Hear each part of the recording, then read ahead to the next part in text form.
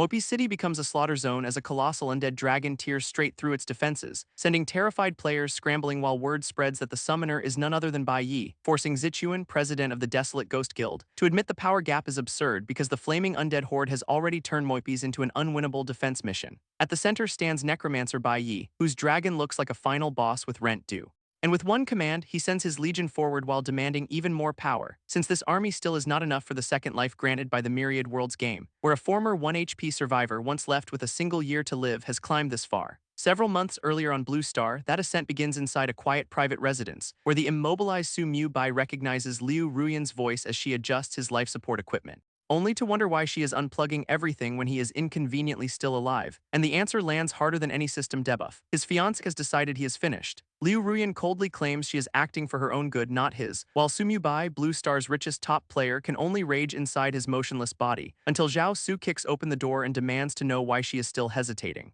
The classmate mocks her for falling for a helpless man she should have disposed of already, then points out that Su Mu Bai's death would hand Liu Ruyan his massive inheritance, revealing they staged the accident 5 years earlier, with subtlety apparently deleted from both builds. And although the crash failed to kill him, Zhao Su promises today's attempt will finish the job, before ripping away the mask and telling the trapped, smiling victim to go die. Liu Ruyan stops Zhao from getting distracted beside the supposed corpse and suggests taking their celebration elsewhere, so he carries her from the room, leaving their victim alone with the fading machinery, while the conscious man curses both traitors, realizing their conspiracy began the day they met. And as his heartbeat falters, he refuses to accept that helpless waiting is his only ending, even when his disconnected arm drops and every remaining sign of life appears to disappear. Because a strange purple digital force answers that final refusal instead of simple oblivion, and across Blue Star, crowds stare upward as a giant door forms in the sky, announcing that their planet has been selected to enter the Myriad Worlds game. Everyone will start from scratch in a new life, with transmission beginning after 30 seconds and game knowledge implanted, which excites ordinary people because power and wealth apparently forgot to buy the premium battle pass.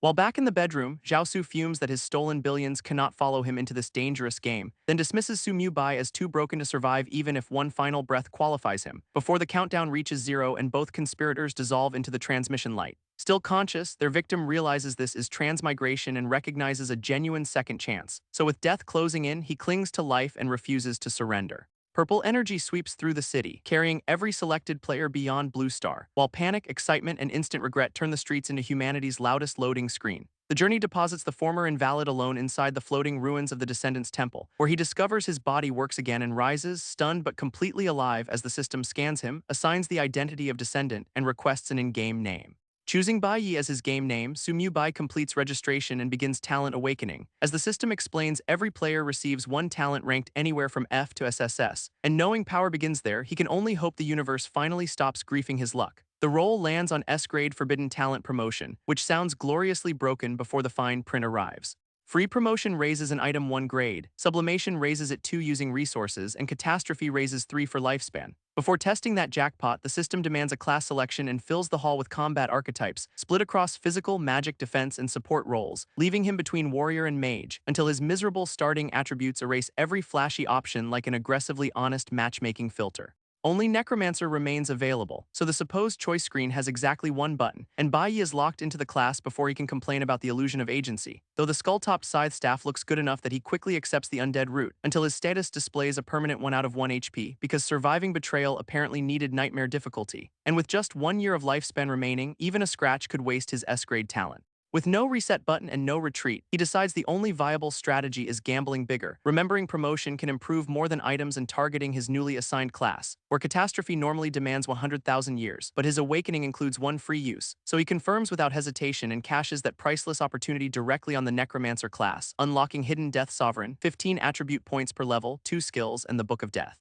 But with the game starting in 10 seconds, he postpones studying the Mountain of New Loot and channels that fresh power toward one promise. Liu Ruyan and Zhao Su will face despair. When the countdown ends, death costs levels and at least 10 years of remaining lifespan, though Novice Village Protection temporarily removes that lifespan penalty as Blue Star's players arrive. And Bai Yi appears in Shenlong Empire's Village 9527, ready to live his old fantasy for real. While newcomers advertise classes and talents like desperate guild recruiters, he heads outside to test his own kit, starting with F-rank Summon Little Skeleton, a slow, costly skill whose weak minion scales with Spirit, alongside F-rank Soul Burn, a 30-meter spell dealing 15% of Spirit power over 5 seconds. The starter pair covers summoning and direct damage, functional but hardly worthy of a hidden class. until a rank lifelink lets him share HP with one summoned undead every 10 seconds, and S-rank summon amplify halves casting and cooldowns, boosts minion stats 50%, and raises capacity 500%. Together, those skills solve his 1 HP problem and give the alleged weakling a very loaded opening hand, before the Book of Death materializes beside him with all the subtlety of legendary loot.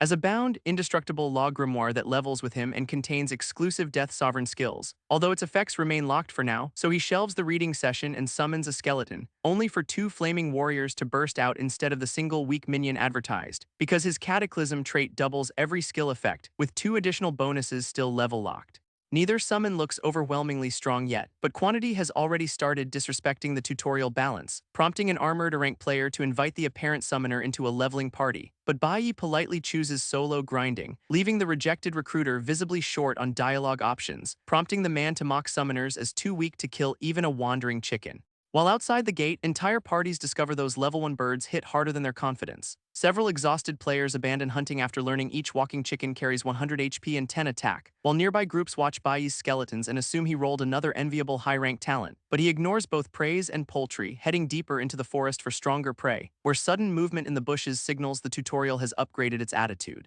And 2 dark shapes charge straight toward him before the skeleton's close ranks, revealing level 2 red-eyed rabbits with higher health, stronger defenses, and a painfully targeted ramming warning. The summons absorb their opening hits and immediately counter, trading minor damage for clean control, so their owner stays safely behind them, commands more reinforcements, and orders the growing squad forward. Where Steel crashes into both rabbits, turning the surprise ambush into a short and deeply unfair melee that rewards 3 experience plus a cross-level bonus, putting level 1 comfortably within reach. Lifelink now connects him to 2 400 HP skeletons, building a buffer that makes one-shots far less likely, but to avoid attention, he limits himself to 4 summons and keeps grinding quietly through the forest. Even as spectators call him top tier, right before the system grants level 1 and 15 free attribute points, which he splits into 4 agility and 11 spirit before realizing promotion might work on skills too. Because Caution has never carried this build, he upgrades the entire skill list at once, raising Summon Skeleton and Burn to E rank, Life Share to S rank, and Death Muster to SS rank. Creating passive HP sharing across every summon, nearly 9,000 backup health and room for 20 skeleton soldiers. Low-profile grinding is officially cancelled, so he fills those slots and prepares to power level at maximum volume, then targets the Book of Death, deciding exclusive equipment deserves the same promotion treatment, which transforms it into the Death Codex, adding spell power and effortless mental summoning or storage.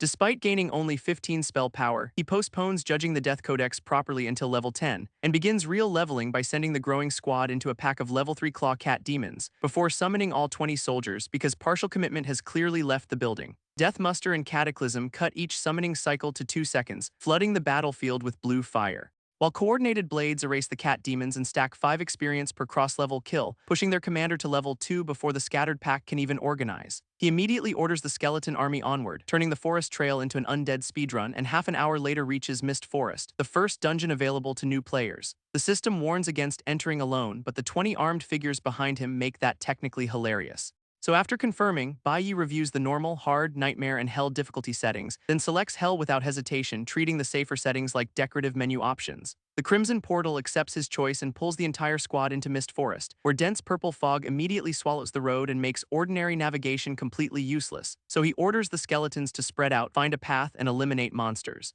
Confident their 100-meter control range will keep every wandering minion safely connected to him, until one scout encounters a level 8 elite Misttreant packing 3600 HP and Entangle, and the discovery finally gives this overloaded army something worth calling a monster, before every skeleton converges, only for the Treant to sweep a massive arm through them, binding one attacker in living vines while its opening blow sends another reeling. Yet numbers beat manners, so Bai orders the entire formation to focus fire. The concentrated assault drops the Treant for 60 experience, confirming hell adds 3 levels and makes every monster elite, but before he can enjoy that multiplier, something huge lashes from the trees behind him, and a level 8 elite Mist Tree Boa launches its Strangle Ambush, packing 3,000 HP and serious reach. Bai answers personally with burn, landing repeated soulfire damage before the serpent can tighten its coils, then sends the skeleton soldiers crashing in from every angle, their blades turning defense into a blender, until the second elite falls for another 60 experience and clears the immediate path. Even with 3 times an ordinary necromancer's spirit, his spell still trails the buff skeletons, but the kill drops a level 5 black iron tree boa belt with armor and constitution. which he cannot use yet, so it goes into storage as future sale money. The squad advances deeper through the purple fog in search of bigger targets, only to find treants and tree boas surrounding them from every side at once. So their commander starts the harvest and floods the clearing with another wave of skeletons, whose coordinated swarm carves through trunks and coils, distributing blades with assembly line efficiency. While the resulting experience surge pushes him straight to level 5 amid collapsing elites. 3 quick levels leave Bai grinning as the dungeon finally starts paying proper returns, including a wand, dagger, leather coat, and entangle and strangle skill books, all black iron or E rank, though only the weak wooden wand helps his current build, and even that needs replacing later. While more importantly, the Death Codex rises with him to level 5 and unlocks stronger base effects, granting 75 spell power, 25 to every attribute, and doubled undead damage for him and his summons, so he calls everyone out, equips the new gear, and prepares to challenge the dungeon boss. With preparations finished, the army marches toward the boss arena to measure Hell Mode's real ceiling, where one silver-grade boss waits beside 2 enhanced elite guards, a lineup finally worthy of attention. Because the level 8 Mist Tree Boa King carries 88,000 HP, 5 skills, and vicious defensive escorts, the numbers make Bai question whether his skeletons can endure, but retreat never survives the first thought, so he orders a direct charge and sends the front line sprinting into both guards, whose stronger bodies meet the undead formation head-on, trading crushing strikes against blue blades. And one guard deletes a skeleton in a single bite, proving the boss room has stopped playing. Even so, the surrounding sea of summons keeps both elites pinned beneath constant pressure, while their commander demands harder strikes and turns the numerical advantage into a ruthless grind that kills both Mist Tree Boa guards for 180 experience each. With the escorts gone, he concentrates every weapon and casts Burn directly onto the king. But the Soulfire Burst barely dents its enormous health pool, earning only a furious reaction, as the Crimson Serpent rears back and unleashes a roar across the entire arena, which leaves Bai admitting his personal damage looks embarrassingly small beside this health bar, while the skeletons keep slashing from all sides, forcing the giant body to coil and whip around, until its sweeping tail smashes through the formation and knocks multiple soldiers away. Then the king starts devouring them one by one, making replacement summons immediately necessary. Another wave charges in and hacks the exposed body while bones scatter across the ground, only for the serpent to gather power overhead, signaling a much larger attack, and poison spray erupts as a green projectile aims straight into the crowded battlefield. Instead of dodging, White Knight lets the poisonous blast approach, already trusting the health pool behind life share. And the cloud engulfs him without concern because his shared upper limit now exceeds 100,000 HP, so he answers the failed assassination with another Soulfire cast and gleefully tells the king to die, while the spell and surrounding skeleton blades land together, finally emptying the serpent's remaining health, which kills the silver boss and awards 14,400 experience with a 50% bonus. His first solo boss and first silver solo kill in Village 9527 also grant 6 life soul stones and 6 gold. Then a village-wide announcement exposes White Knight's achievement, leaving everyone to diagnose him as S rank or higher, because ordinary players are still wrestling small mobs while this stranger treats bosses like daily quests elsewhere. A purple-haired leader regrets not letting Maple Leaf solo their black iron boss, though another chance remains. As her spear-wielding teammate Maple Leaf Xiaxio dispatches a boar for 466 damage, yet openly admits White Knight is stronger since he cannot presently handle a silver boss, which convinces Wealthy World that the unknown player's talent is probably SS rank, beyond Maple Leaf's S rank gift, while Away and Cotton Candy suggest recruiting him, wondering whether someone that powerful would accept. And Wealthy World confidently sends an invitation, certain no man has ever refused her before, only for countless friend requests to bury White Knight's screen, turning networking into the next dungeon mechanic, which he solves with ruthless efficiency by rejecting every request instead of entertaining the crowd. With the noise gone, he examines 6 basic life soul stones, each capable of adding 30 days. Then immediately targets them with free promotion, recognizing lifespan as fuel for future catastrophe upgrades, and all 6 become intermediate stones worth 120 days apiece, nearly 2 years combined, before he turns to the remaining boss loot, including 2 unusable skill books and several equipment pieces. Among the equipment, only a poison ring suits his build, making it the obvious promotion target. And it becomes a gold-grade venomous ring with 30 spell power, 10 agility, 10 spirit, and periodic poison, but the boss losses expose weaker summons, so he spends his new gold on improving their skill, choosing sublimation for Summon's skeleton after the interface offers upgrades of 1, 2, or 3 tiers, and despite the 5 gold price tag, he approves the 2-tier leap with only brief financial grief. Transforming the basic spell into D-rank Summon Skeleton Soldier, which creates either warriors or archers, so he immediately summons fresh troops to see what 5 gold actually purchased, and receives warriors with heavy strike plus archers with double shot, all carrying dramatically higher combat stats, which finally gives his Scourge army the proper silhouette, prompting another order to explore ahead. Before the upgraded soldiers charge deeper through Mist Forest in disciplined formation together, where level 8 elite goblins appear with 2800 HP, and the ranged units concentrate fire, allowing arrows to puncture the first target while armored warriors overwhelm the second at close range, and one goblin drops for 60 experience, confirming the faster army has already outgrown this area. Back in the village, parties shout recruitment offers for Mist Forest runs and urgently hunt healers, while an armored stranger announces plans to found Hegemony Guild, receiving immediate skepticism from nearby players until he reveals S-rank born leader, granting members 20% bonuses to experience, drops, attack, and spell power, which converts every skeptic into an eager applicant faster than any inspirational speech ever could. Their recruitment frenzy pauses when a costly server-wide pinned message suddenly reaches every player, revealing Wealthy World's 10 gold plea for White Knight to accept her request and discuss something important, and the extravagant signal convinces him she is genuinely rich enough to deserve a meeting. After accepting her request, he finds an offer covering equipment and skills plus 100 gold for joining. Yet answers with two sensible questions. Where did this fortune come from and why should he trust her? So Wealthy World reveals SSS rank God of Wealth, but only after demanding a team contract whose money tree yields up to 999 gold daily, while carried currency compounds and death drops nothing, making wealth practically passive, though he recognizes that joining a team would expose his secrets, and chooses safer solo progress over her generous offer, politely refusing to sign anything, which leaves the self-assured recruiter furious that someone finally rejected her invitation outright, while her teammates accept the decision but worry their weak equipment will slow future grinding, until another reply arrives from the supposedly finished conversation, immediately restoring her smile, because he offers unused equipment and skill books that their four-person party actually needs. And she volunteers to buy everything, while he promises details after finishing his current business, then assures Maple Leaf that top-tier gear is coming, raising the entire party's expectations, before a level 5 bronze-grade wild boar leader appears nearby with 23,000 HP and 3 combat skills, and Wealthy World asks whether Maple Leaf can claim the solo kill, receiving immediate confidence. So they hand him every recovery potion, remove him from the party, and assign Away to block interference, while Cotton Candy watches Wealthy World send their chosen fighter forward against the boss, and he charges with his spear wrapped in blue energy, initiating the duel without hesitation before the opening slash tears across the boar's back for 986 damage. Then another rapid strike punishes the turning monster, keeping its massive frame off balance, until the enraged boss swings its spiked club in a broad counterattack that Maple Leaf evades. Maple Leaf calmly reads the heavy swing and notes the boss remains too slow to catch him, while Wealthy World trusts his combat experience to carry the solo attempt through. Meanwhile, Bai kills a level 9 silver goblin leader for 14,400 experience and reaches level 6.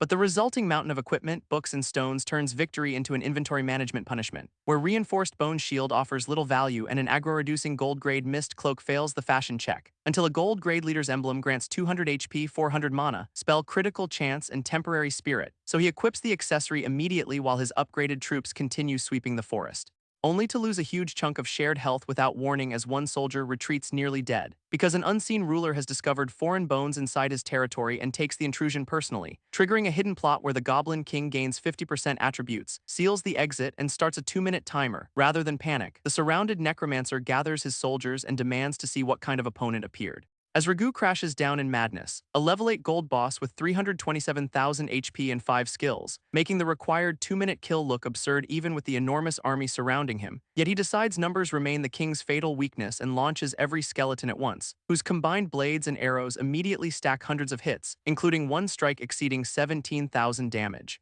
But Ragu raises his electrified club and hurls a Crimson Thunder strike through the formation, an attack powerful enough to erase a normal level 5 player, though shared health keeps this target standing, and the survivor answers by advancing through blue necromantic light, almost offended the boss chose him, before Soulfire lands directly on Ragu's crown, catching the furious king from behind. While skeleton archers exploit the opening with another volley, carving nearly 6,000 more combined damage. Ragu keeps sweeping his massive club through the attackers, but their commander demands concentrated fire instead of retreat. Cornered by the barrage, the king opens a crimson portal and summons warriors of his own, each a level 8 reinforced elite with 13,500 HP and 50% madness bonuses, until an entire goblin squad emerges around him and charges the skeleton formation on command, leaving their opponent surprised that the boss brought his own lackeys to a numbers fight, while Ragu's fractured memories blame another necromancer for kidnapping and hiding his clansmen within Mist Forest, and the trapped victim's unanswered plea explains why bones now drive the king into blind fury, which erupts through heroic leap as Ragu launches his massive body directly toward the player.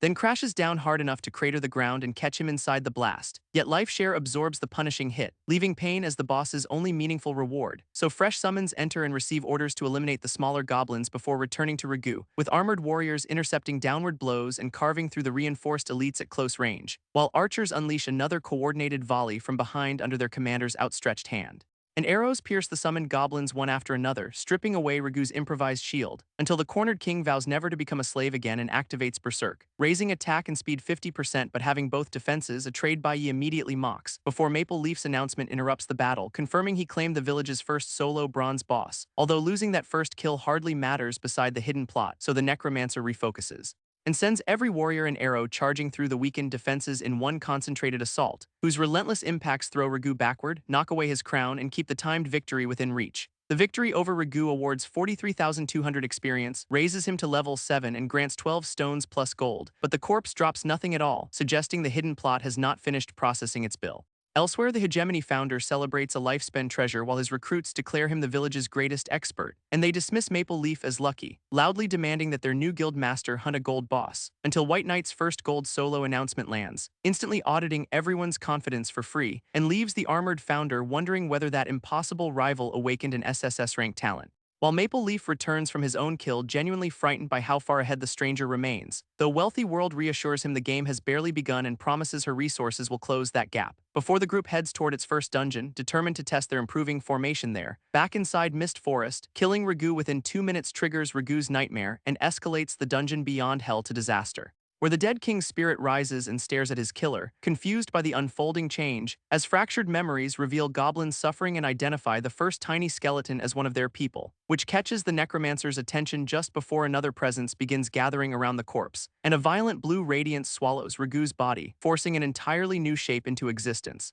Revealed as level 10 Dark Gold Skeleton King Ragu with 1.8 million HP, 9 skills, and madness-enhanced attributes. Yet the transformed king can only lament that he never escaped the fate of becoming undead, before raising spectral servants of his own and commanding the new undead force to attack, then condensing an enormous black-blue weapon overhead as deathly energy spirals around his armored frame. A display so excessive that even his opponent questions why it exists inside a novice village, and the answer arrives as a towering lightning blast that engulfs the newly summoned army. The enemy force consists of level 10 warriors, archers, and mages, all receiving 20% boosts from Aura of the Dead, and just 6 of them nearly match 20 ordinary summons while their king orders every enemy converted, forcing the necromancer to admit direct exchanges are hopeless against such overwhelming attack power. Before the hidden plot disables village protection, making death cost 10% lifespan with a 10-year minimum, then Thunder Heavy Strike tears through his formation for roughly 10,000 damage per target, and the shared shock reaches him personally, proving this disaster boss can threaten more than expendable bones. So he redirects every surviving soldier toward the smaller enemy summons and orders concentrated elimination, but 20 available warriors still cannot overcome Ragu's defenses quickly enough, leaving only one desperate upgrade path, which requires absorbing his life soul stones first and gambling 5 years on another cataclysm, so 15 promoted intermediate stones shatter into light as he converts their stored lifespan.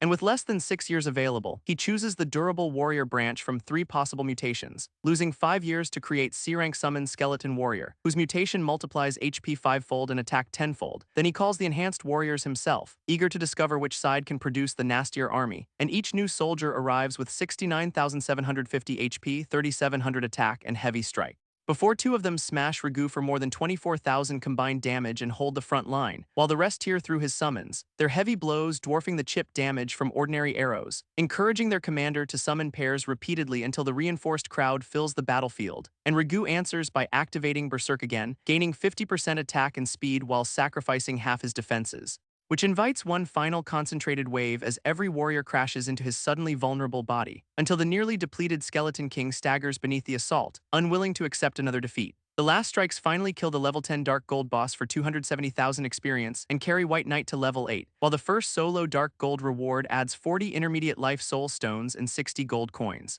Then first dungeon in Hell clears grant 5 attribute gems, 20 more intermediate stones, and 25 gold total, though he immediately protests that the system credited his disaster clear as merely Hell difficulty. Outside, Hongtu leads his growing hegemony recruits toward the Mist Forest entrance while openly adding members, and welcomes another eager applicant, looking entirely comfortable with his rapidly expanding guild. until nearby players notice Wealthy World's fully equipped party and immediately understand where the money came from, prompting Hantu to turn at her name and recognize a rival power standing beside the portal, whose complete level 5 sets make the crowd question how impossibly rich she actually is, before the two leaders exchange polite reputations, each carefully measuring the organization behind the other, and Hantu proposes a wager now that both groups have arrived at the same dungeon, challenging them to race for Mist Forest's first clear while Wealthy World asks for stakes, so he offers Hegemony membership if he wins, imagining his talent paired with her financial power, but promises his guild's full assistance once if her party takes the first clear instead, and she raises the price to 3 favors, confident enough to negotiate before entering, which Hantu cheerfully accepts seconds before White Knight's delayed first clear announcement invalidates the entire wager,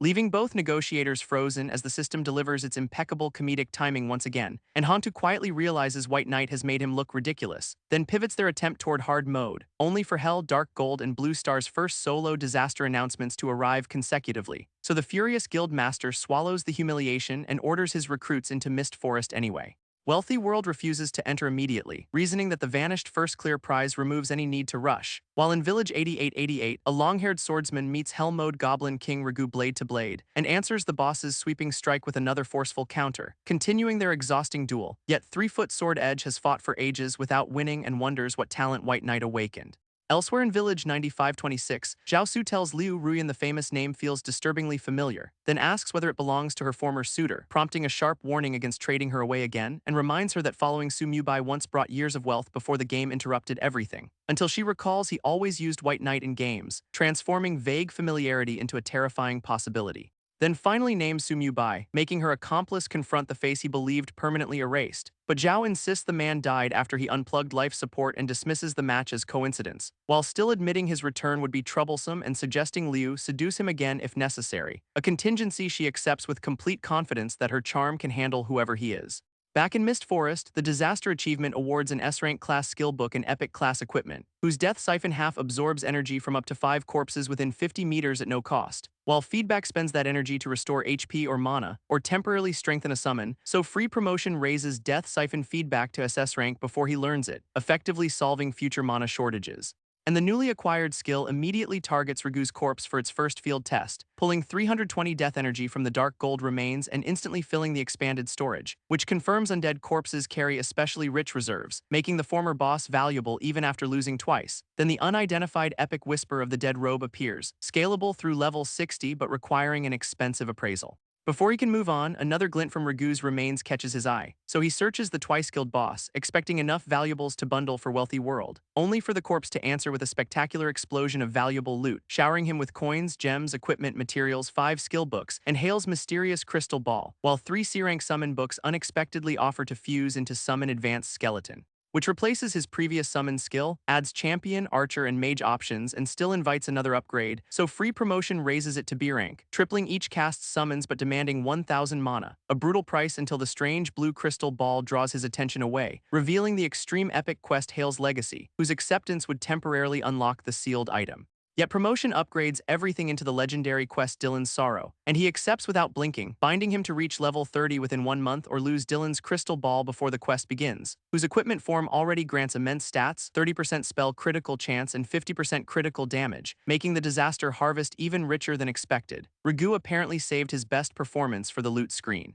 And with the dungeon thoroughly emptied, he finally heads out to meet Wealthy World, whose party is still waiting beside the portal while Cotton Candy grows impatient, until White Knight emerges and receives an enthusiastic welcome from the assembled buyers, prompting him to wonder whether this crowd gathered solely to hand him money, as Wealthy confirms he brought the goods and agrees they can trade right there. Then his towering skeletons materialize around everyone, turning a simple sale into an involuntary intimidation demonstration, and their presence convinces Wealthy his talent must be SSS rank, though she calls his power enviable. He asks whether she can afford the entire haul, and Wealthy confidently guarantees she can, before the skeletons unload a mountain of equipment that visibly shocks every member of her party. As he prices black iron gear at 5 silver, bronze at 20, and D-rank books at 20 gold, which Wealthy accepts immediately, tossing over a bag of gold for him to count. And he catches the payment cleanly, ready to move beyond the bargain bin portion, because she now expects the truly valuable merchandise, while he warns her wallet may disagree, then unveils gold equipment and C-rank books until even her lavish budget starts looking mortal. So Wealthy admits she cannot pay everything today, but he accepts tomorrow's balance under a system contract, although one C-rank skill book remains completely non-negotiable at 500 gold coins. Resurrection, a priest skill capable of reviving players outside combat and having every death penalty except lifespan, and Wealthy buys everything, promising the remaining gold tomorrow while they seal the deal, leaving him to recall that her money tree alone produces up to 999 gold daily, and infer that God of Wealth's hidden effects must explain her absolute confidence about repayment, before offering another bargain. He guarantees her nightmare first clear and enough strength to farm hell, provided she surrenders that clears life soul stones along with every stone she currently owns. Terms Wealthy accepts instantly, recognizing that the generous trade still favors her entire party later. His summons farm level 10 bison and elite grassland wolves while he relaxes nearby, completely unconcerned by minor bloodshed because effortless experience keeps flowing faster than any inconvenience, until White Knight reaches level 9, gains 15 free attribute points, and looks for the missing appraiser, only to learn the supposedly respectable appraiser abandoned his shop to paint somewhere across the grasslands. Suddenly, a champion dies instantly, but its cataclysm trait resurrects it fully inside the summoned space, stunning him because the skeleton had nearly 150,000 HP, meaning something monstrous struck it, before a stranger praises his bone army from behind, revealing the likely attacker without apologizing. An inspection identifies him as Huajian, Village 9527's appraiser and painter with unreadable level and HP who complains the skeletons ruined his sketching mood and demands compensation for the interruption, yet rejects a bag of money outright asking whether he looks like someone who needs it, then requests 100 gold and offers his painting in return, apparently redefining what not needing money means. Though the acquired masterpiece contains crude scribbles that even its reluctant new owner cannot defend, so he diplomatically requests time to purify his hands and mind before appreciating Huajian's creative insight, a survival-grade compliment that delights the painter enough to offer every appraisal for free. And Huajian identifies 4 dark gold pieces while privately mourning the profit his generosity just erased. Starting with Shadow Boots, whose shadow step sharply increases movement speed while reducing incoming damage, then revealing reflective bone-heavy armor, a splash-dealing bone greatsword, and a defense-cursing necklace of the dead. Afterward, Huajian explains each appraisal normally costs 100 gold and warns him away from future sketches, but another request makes the appraiser fear his free promise has become an exceptionally expensive mistake. Because the final item is the epic whisper of the dead robe, far beyond his earlier work, and although Huajian honors his promise, his appraisal skill is simply too weak to identify it, leaving the hopeful owner openly devastated when the coveted free service produces absolutely nothing, while Huajian reasonably argues that a novice village's part-time appraiser cannot be expected to handle epic gear. Then offers to teach him appraisal instead, instantly replacing disappointment with delighted acceptance. However, Huajian immediately adds tuition to his generous offer, forcing the eager student to ask the price, which the smiling painter sets at 500, not ordinary gold but a collector's nightmare, specifically ancient gold coins, obsolete first mint currency worth nothing commercially and far more to collectors. But promotion provides a perfect loophole because upgraded ordinary gold becomes precisely that ancient currency, and Huajian's friendship request activates a hidden quest exchanging 500 ancient gold coins for basic appraisal. He stops the departing mentor before Huajian can finish doubting whether the impossible payment is achievable, then produces an entire bag of promoted currency and asks the stunned collector to identify it, leaving Huajian speechless before the impossible pile of ancient gold coins sitting directly in front of him. So the student calmly asks whether they can proceed, reducing a hidden quest to same-day paperwork, and Huajian rewards the surprise with basic appraisal, completing the first collection quest immediately, then launches ancient gold coins Roman 2, demanding 10,000 more for an entirely unknown reward.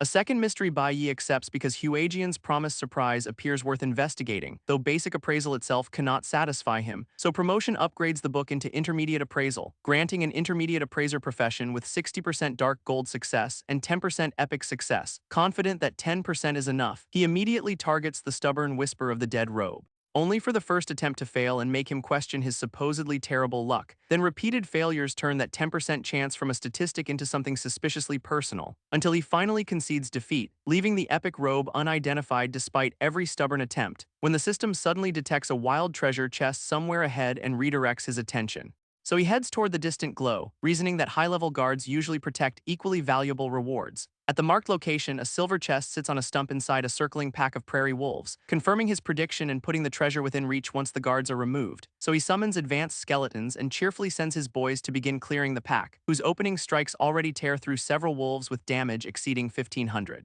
until the battered prairie wolf king calls more of its pack into the fight, and a fresh wave rushes the chest together, attempting to bury the smaller skeleton squad under numbers. But their commander answers an ambush with an even larger formation, winning the head count before blades meet, as wolves leap directly into the expanding undead ranks and commit themselves to a terrible matchup, where armored champions catch the attackers at close range and hammer them down without losing ground. Before the king itself collapses beneath the surrounding skeletons, ending the pack's numerical argument almost before summoning finishes, earning 36,000 experience plus 1 gold and 38 silver, alongside an agility gem and basic skill book, while level 10 grants the first region title Fear Ahead. Then he boldly tests whether promotion can target the untouched wild chest itself. And the experiment succeeds immediately, upgrading the container before a single reward leaves it, into an unlocked gold-ranked treasure chest whose brilliance practically demands immediate opening and celebration, though it contains only 2 rewards: a gold deadwood staff and gold treasure map, whose route leads outside the novice village, promising another gold rank find beyond the protected zone. But reaching level 10 has capped his experience until the village chief teleports him to his assigned city. So he promotes the map, learns its dark gold destination lies beyond distant Jingli City, and postpones that hunt. Meanwhile, Hongtu strides from the Mist Forest portal looking pleased with his guild's latest dungeon run.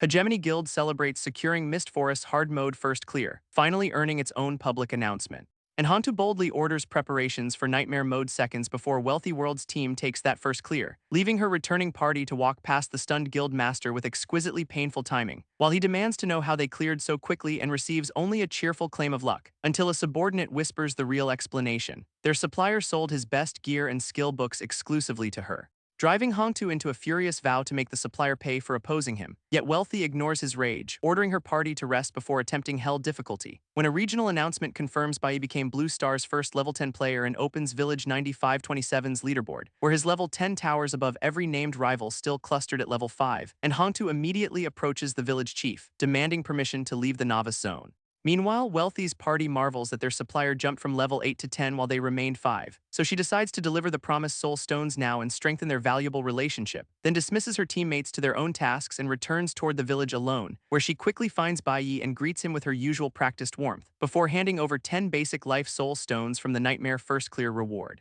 which fulfills their system contract and preserves a profitable channel for his future premium loot, exactly the profitable long-term relationship Wealthy hoped to secure through dependable cooperation with him, while he departs after telling her to reconnect once both have left the novice village, then crosses the settlement toward the chief, ready to unlock progression beyond level 10, and finally reaches the modest house that should contain the person controlling his departure. The village chief admits no arriver was expected to hit level 10 so quickly, and the record-setting visitor plainly asks to leave the novice village at once, so the elder leads him inside, remarking that arrivers will eventually inherit the divine forbidden land, where a hidden teleportation array awaits, permanently linking Village 9527 to East Sea City, one of Shenlong Empire's 10 Tier 1 capitals and its most prosperous coastal metropolis. As teleportation begins, the chief warns that real challenges start there and receives a promise of future repayment, then quietly sighs after the portal closes and his unprecedented visitor disappears completely, because he knows the divine forbidden land's chaotic era is approaching and countless arrivers may die. Meanwhile, Zhao Su and Liu Ruyan see the level 10 announcement and recognize the same troubling name again,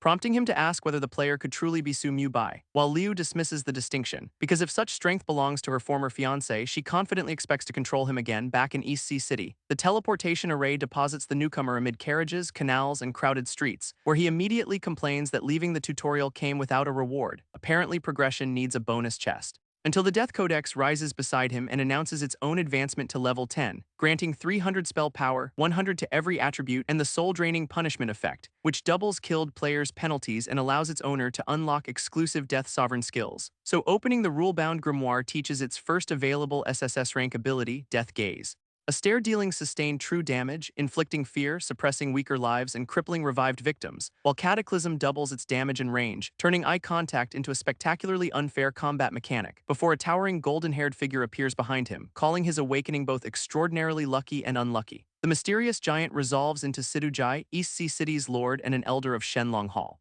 whom the newcomer greets respectfully before Sidhu, identifies the unmistakable power of death surrounding him, and correctly sees through the hidden Death Sovereign class, immediately putting its owner on guard. Yet Sidhu only warns that future advancement will be unusually difficult and offers information through a personal test, whose Medal of the Forgotten activates an epic mission requiring 100% exploration of the Forgotten Land. then starts an automatic 5-minute teleport countdown, leaving no time to socket the waiting attribute gems, and forces its unprepared holder to run around searching fruitlessly for a teleportation array, before dropping him inside the desolate Forgotten Land with 72 hours to complete Sidhu's test. So his first response is summoning an undead force large enough to make the hostile wasteland feel safer, including skeleton mages with over 10,000 spell power and fireballs dealing 220%, just as native skeletal creatures rise throughout the ruins and close around their newly arrived target, revealing an enormous mob of ordinary level 20 skeletons with 5,000 HP each, which he answers by ordering every summoned unit forward in one overwhelming assault.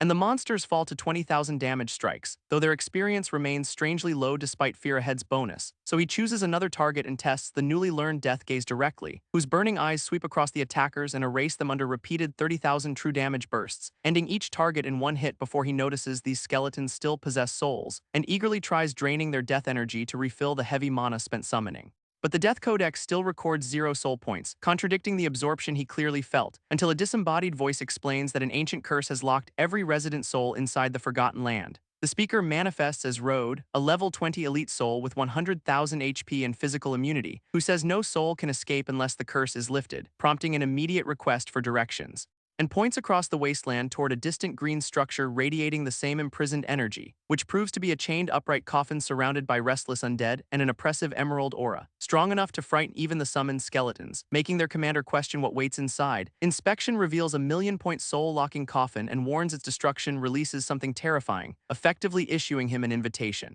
So he orders every minion to smash the prison while Road watches nervously behind him, and warriors, archers, and mages bombard the coffin together, rapidly shredding its fortified shield, until the million-point barrier dwindles to almost nothing beneath their relentless concentrated assault, while Road panics that the imprisoned creature is already breaking free and urges retreat, revealing Neil, a level 20 dark gold half-frost lick with 1.5 million HP, who declares the outsider ruined his transformation as Road screams for immediate escape, then senses immense death aura in his supposed victim and confidently promises to absorb it. But the target answers by sending his skeleton squad forward to collect another boss, whose opening fireballs and arrows hammer Neil before his confident speech can establish momentum, though his high defenses blunt several attacks, and Neil knocks the nearest skeletons away, before boasting that he will smash the remaining summons and charging directly into their formation, only for a dense volley of arrows to converge on the advancing lick from every direction, forcing Neil to look up and finally register how badly the battlefield's arithmetic favors his enemy. So he raises Frost Shield while demanding how one stranger summoned so many powerful undead creatures.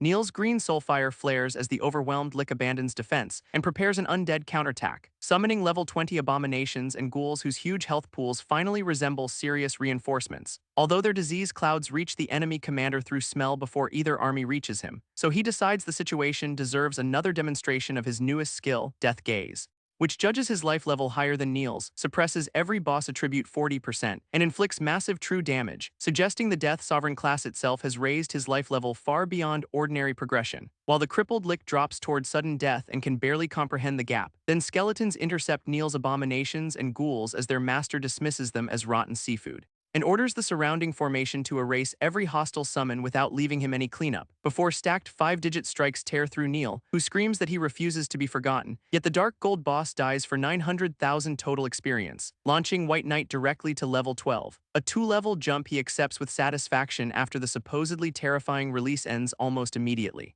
while Neil's body drops a single dark gold cursed crown fragment instead of conventional treasure, identified as one of 7 pieces that automatically repair the crown, whose wearer suffers constant death energy erosion, so despite the miserly drop, he keeps it because the completed crown should reach epic grade, and Road celebrates Neil's release before enthusiastically suggesting they hurry toward the next trapped soul, although his warning that the next rescue may be harder immediately cools that momentum, until the cautious rescuer threatens to stay behind, prompting Road to promise manageable danger and sweeten the route with a skill book he suspiciously never mentioned during Neil's attack. Corpse Explosion detonates non-boss remains for area damage, giving Promotion another promising subject to improve. Promotion upgrades Corpse Explosion to B rank, expanding its radius and damage to 15% corpse HP plus 150% spell power, so he immediately learns it and marks a nearby forgotten corpse for a live fire demonstration, whose remains erupt into a battlefield-sized blast, turning one discarded body into premium ammunition, and even its caster marvels at the promoted skill's brutal reach and power. While Road declares him invincible, praise he brushes aside before accelerating their monster-clearing route. Until 1 hour later, 6 more Forgotten have fallen and Walter becomes target number 7, whom the approaching Sovereign calmly counts aloud, confidence already bordering on routine scheduling, before detonating another corpse at Walter's feet before the newly awakened Forgotten can properly enter combat. As Walter screams nobody can kill the Forgotten and promises revenge while the blast argues otherwise, leaving another glowing crown fragment beside his body, exactly the drop his hunter expected, and with all 7 pieces collected, he initiates synthesis to discover what the completed equipment becomes, despite Rhodes' frantic warning that its curse will erode him into the same Walking Dead. As golden light joins the fragments into a spiked crown, completing the ominous set without negotiation, while its fearless owner dismisses Rhodes' panic as more nonsense and the guide declares everything doomed. Because every fragment was promoted, synthesis yields a legendary cursed crown while exploration reaches 50% with 4 monsters remaining, yet its death energy erosion merely fills his storage to capacity, and the overflowing power proves completely harmless,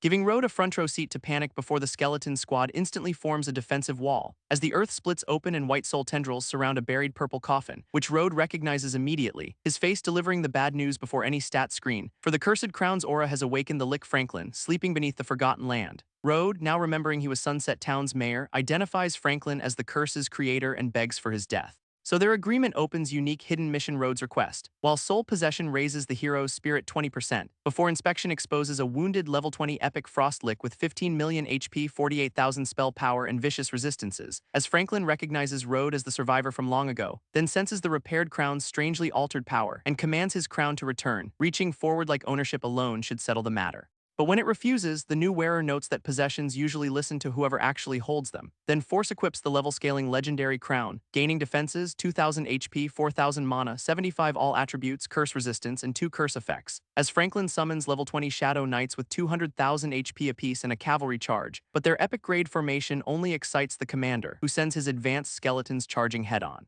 And the 2 undead cavalries collide hard enough to scatter dust and soulfire across the wasteland, while he activates Curse Aura from the stolen crown, gilding the battlefield in hostile light, which cuts every enemy speed 30%, leaving Franklin's cavalry crawling beneath arrows, fireballs, and blades. So the Lick curses his luck as his supposedly superior legion loses its entire tempo. While at level 15, 2 legendaries in the Death Codex nearly double his entry stats. Though the crown resists promotion, then Franklin declares death, only to hear his opponent ask why anyone should grant him breathing room and answers that threat by calmly preparing one more deeply unfair battlefield experiment. As Death Gaze confirms his higher life level, suppresses Franklin, and attaches Agony Curse for 5 seconds of spell power shadow damage, forcing the epic Lick to collapse screaming while its attacker simply walks away from the spectacle, until Franklin demands the identity of the impossible human who has overturned his entire hierarchy, but receives only a cold refusal because the name is apparently premium post-boss content. Franklin reels from the insult but launches a storm of ice shards, determined to bury the wretched human, then raises his staff and swears the challenger will remain forever inside the land he cursed. As a gigantic frost tornado catches the lone body and shreds the ground around it, before the Lick orders something beneath the storm to kill the intruder and seize his power, and a colossal skeletal shape begins forcing itself out through violent purple energy, whose wings split the darkness as the newcomer answers Franklin's command with a thunderous roar. While inspection identifies Cacus, a wounded level 20 epic bone dragon carrying 20 million HP, enormous defenses, and devastating bone magic, raising exploration directly to 90% and making Sidhu Jai's test finally look worthy of a city lord, before Cacus fires a concentrated death ray straight at the exposed summoner waiting below, but one reinforced skeleton warrior steps into its path and catches the beam for him, leaving Franklin stunned that an ordinary skeleton could block his bone dragon's signature attack, because Death Siphon Feedback spent every stored point to inflate that warrior's attributes by 640%, and the crown instantly resumes feeding its wearer death energy, effectively becoming a rechargeable walking power bank. So with the engine confirmed, its owner invites Franklin to see what he is really made of. While explosions surround the furious Lick, who can only shout that the crown belongs to him, then Franklin casts Frost Hell, raising concentric rings of lethal ice spikes across the battlefield, as Cacus follows by launching another death ray that strikes the human cleanly in the chest, and laughs that such a fragile human body cannot possibly survive his draconic execution, only to watch the target rise untouched, proving Life Share redirected the damage into his undead army.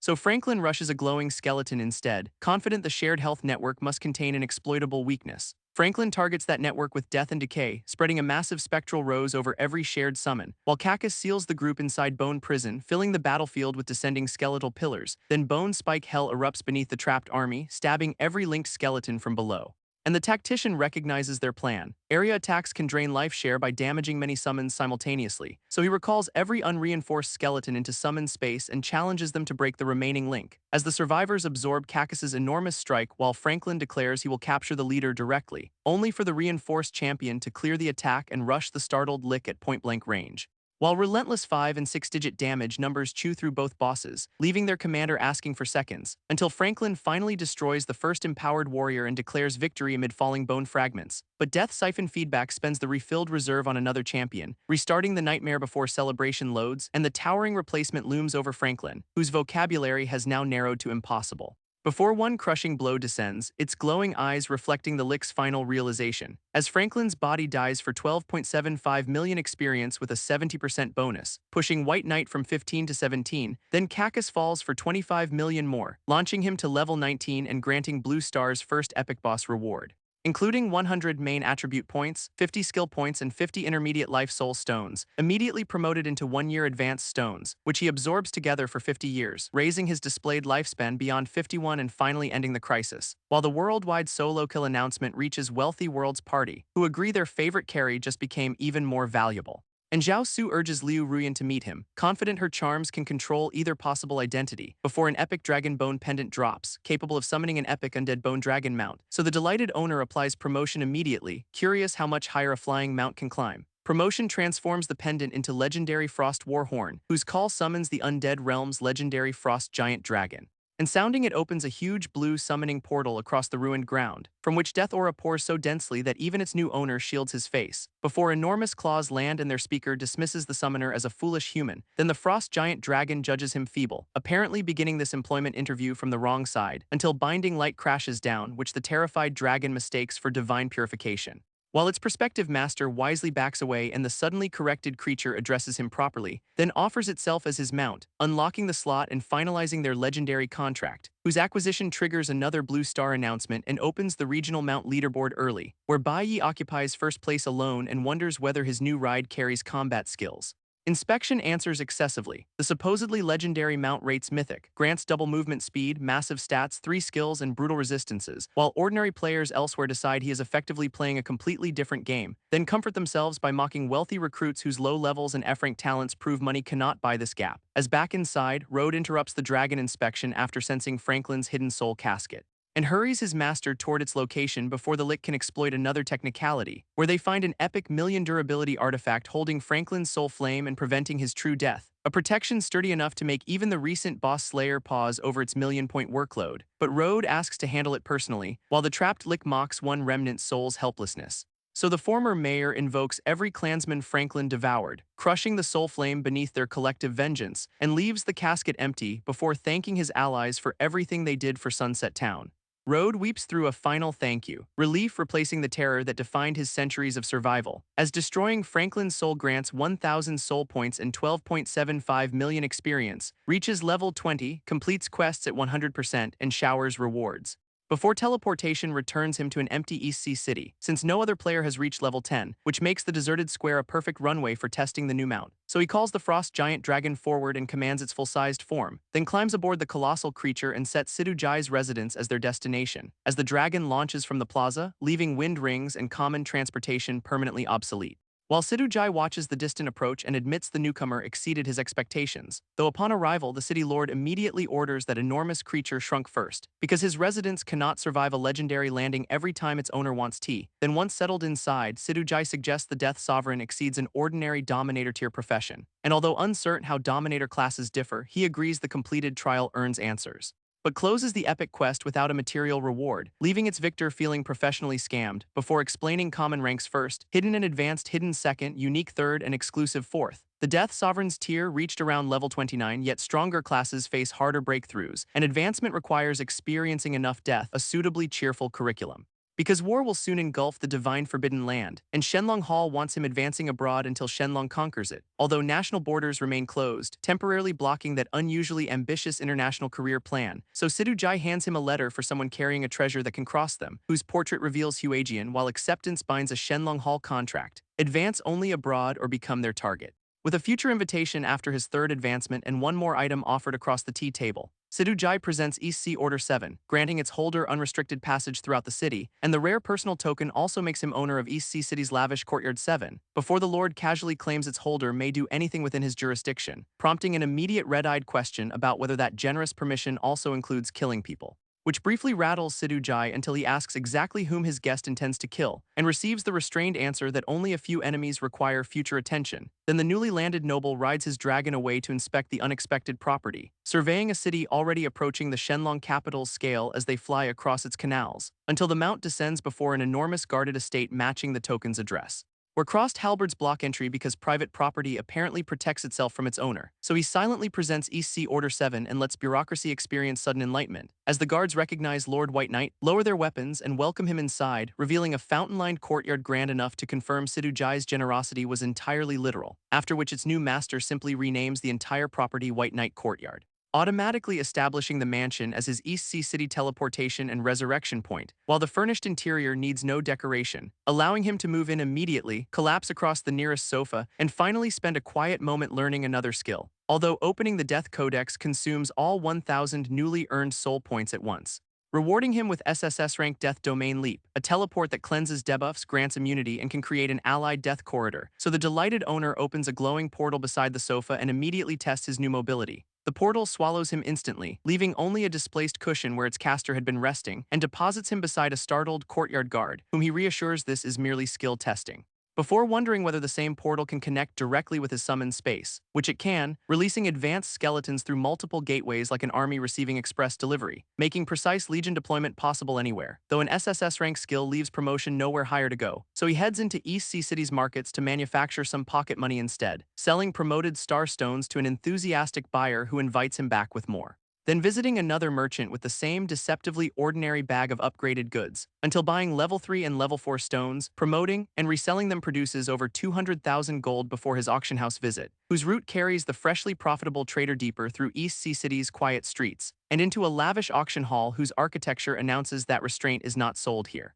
although an attendant stops him from entering the second-floor auction area without admission, explaining tickets range from 1,000 to 100,000 gold, immediately testing his commitment to shopping, so he presents East Sea Order 7 and asks whether City Lord privilege includes a discount, earning a free VIP card 7 with auction alerts and direct teleportation into Private Room 7, plus half-price handling fees and an interest-free 10,000 soul coin credit line, prompting an exchange rate question, whose answer values 1 soul coin at 10,000 gold and roughly 1 hour of extractable lifespan energy, while each level 1 radiant gem should fetch 9 to 10 soul coins, with his VIP fee reduced to 5%, so he consigns the entire glowing batch for auction and requests payment exclusively in soul coins, before a new system message arrives as he walks away from the completed arrangement. Meanwhile, Wealthy World's party reaches East Sea City and begins searching the plaza for its famous supplier, until Ah Wei spots the frost giant dragon overhead and excitedly alerts the entire square, while Maple Leaf Xiaxeo identifies its rider, leaving Cotton Candy dreaming of equally outrageous transportation. Then Bai Yi lands before them and learns his equipment help their party outlevel Grand Hegemony, as Wealthy World delivers the remaining payment, receives his reassurance, and prepares to explore while he departs, only to call him back before he can escape what sounds suspiciously like another business opportunity, because her money tree produced a legendary scroll of destiny, whose dice can grant fortune or disaster.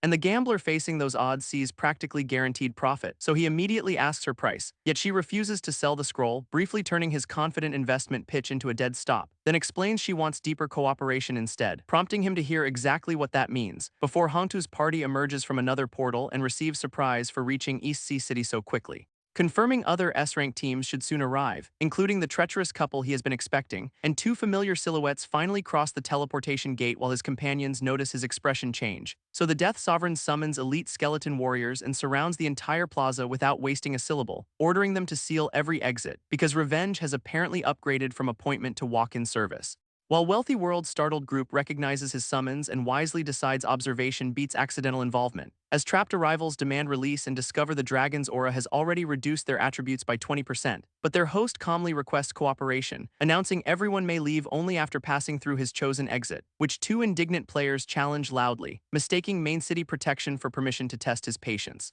until both are launched aside before anyone sees the counterattack, proving death here invoices lifespan without itemization. And when their unamused captor asks for further objections, the entire plaza suddenly remembers its indoor voice, allowing him to mount the dragon above the funnel while skeletons herd arrivals through the glowing checkpoint, then begin the inspection once silence confirms that democracy has formally withdrawn from the proceedings. Directing harmless players toward freedom while refusing to believe his intended targets can slip past unnoticed, until Misty Rain and Rising Sun step through together, confused by the crowd and immediately warned about the search, before recognizing the man above Asumyu by himself, finally connecting their victim with White Knight, who recognizes Liu Ruyan's familiar voice in return and coldly remarks that she has finally appeared. While Zhaosu places their future enjoyment on her manipulation, and she privately expects effortless control, so the red-haired traitor approaches with manufactured tears, calls him Mubai, and meets a smile sharper than steel after he orders the spectators clear, inspiring several brave drama enthusiasts to reconsider risking 20 years of lifespan, then listens as she claims to have searched desperately, only to answer that he has been searching too.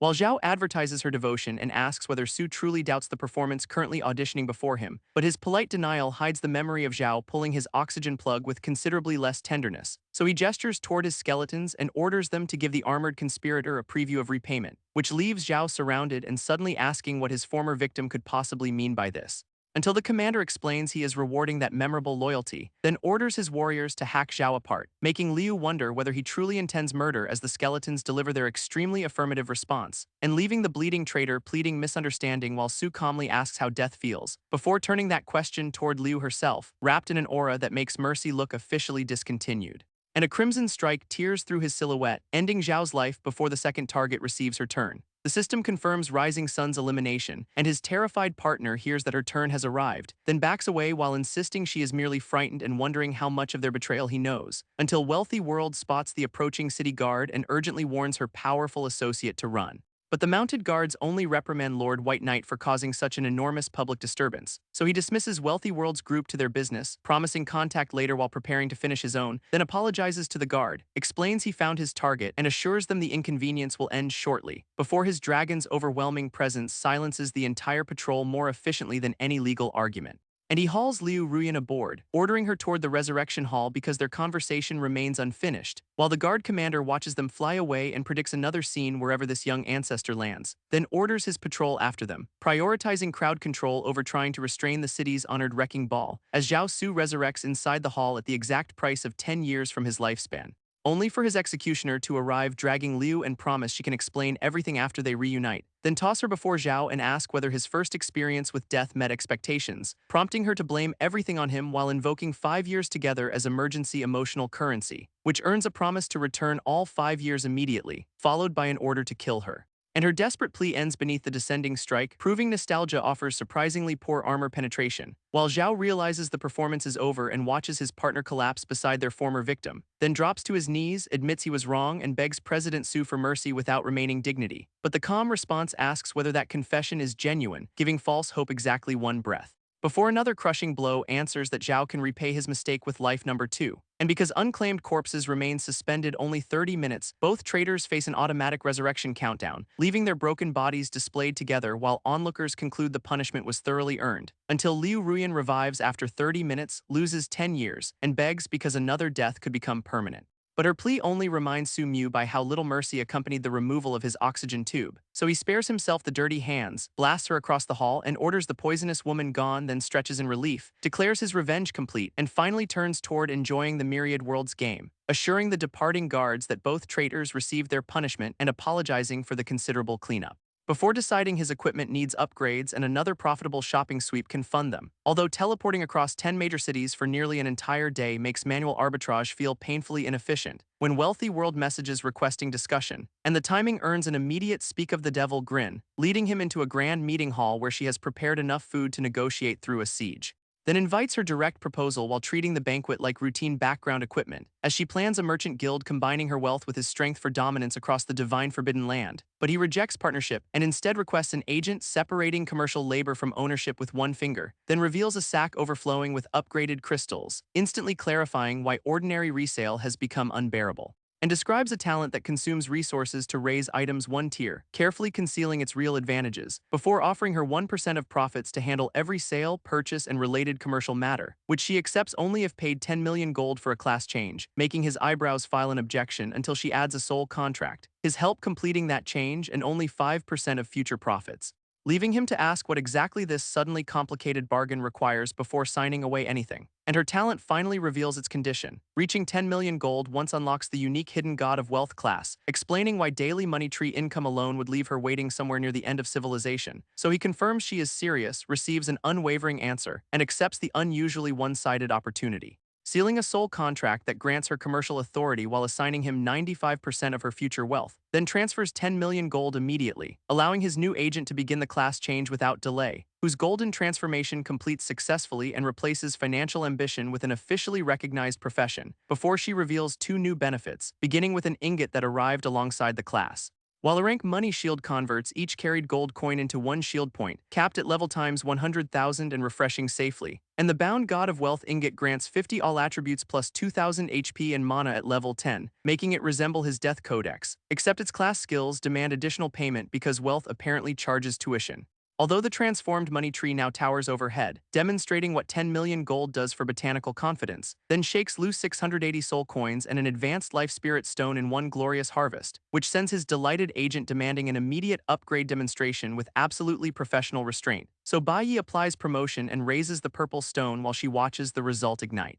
creating a life spirit crystal worth 100 years, though death costs 1/10 of its stored lifespan, minimum 10 years, before regional announcements declare 10,000 players have reached cities, novice villages close in 3 days, and leaderboards open, with White Knight still first at level 20 while the nearest rivals sit around levels 10 and 11. So he hands his agent an East Sea Auction House VIP card and management of a property, then sends her toward the auction while traveling to Yinchuan Waterfall in Red Maple City for Huajian's outstanding quest, where Huajian looks up from painting and remarks that his returning visitor arrived remarkably quickly, and immediately presents his latest waterfall painting for judgment, leaving the visitor confronted by another tactical masterpiece, which he praises as history's most perfect artwork so enthusiastically that Huajian accepts the tribute laughing. Then the painter notices the open Death Codex, identifies its owner as Death Sovereign, and asks about his quest, so Bai Yi produces 10,000 ancient gold coins, completing the second collection with one conveniently shimmering pile, and promises to remember his eccentric supplier whenever more antiquities appear, because flattery has now become procurement strategy.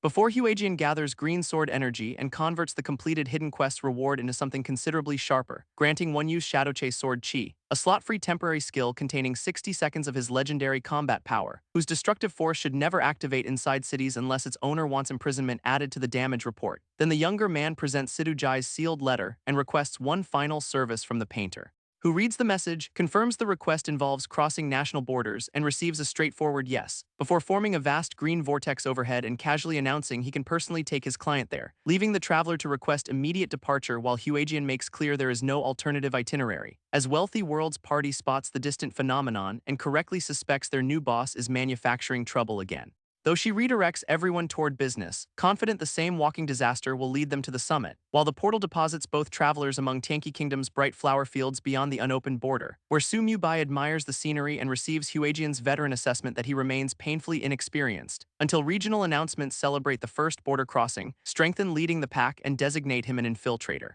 warning every tanky force will pursue him while pre-war player kills may trigger additional experience or mana penalties. Then Huajian exits through another green tier, leaving his passenger unable to enter the main city and forced to wander, until an enormous shadow suddenly covers the lone infiltrator, suggesting Tanky's welcome committee skip the paperwork, and the shadow resolves into a dark-feathered demon vulture, an enormous flying predator whose level cannot even be read, which dives hard enough to turn the peaceful field into a crater with him directly beneath it, forcing the startled traveler to summon his frost giant dragon before Tanky's wildlife mistakes him for imported lunch, and the undead mount erupts into the air, immediately challenging its equally enormous feathered opponent, whose twin purple eye beams collide with blue dragon breath above the suddenly less peaceful countryside, until the competing attacks explode into a sphere bright enough to briefly erase both monsters, though the demon vulture emerges still airborne, regrouping its wings and murderous collection of heads, while Bai extends one hand and sends his dragon charging back into the fight, carrying its rider directly toward the circling predator instead of maintaining any sensible insurance distance, as the vulture coats its talons in purple energy and tears downward for another strike.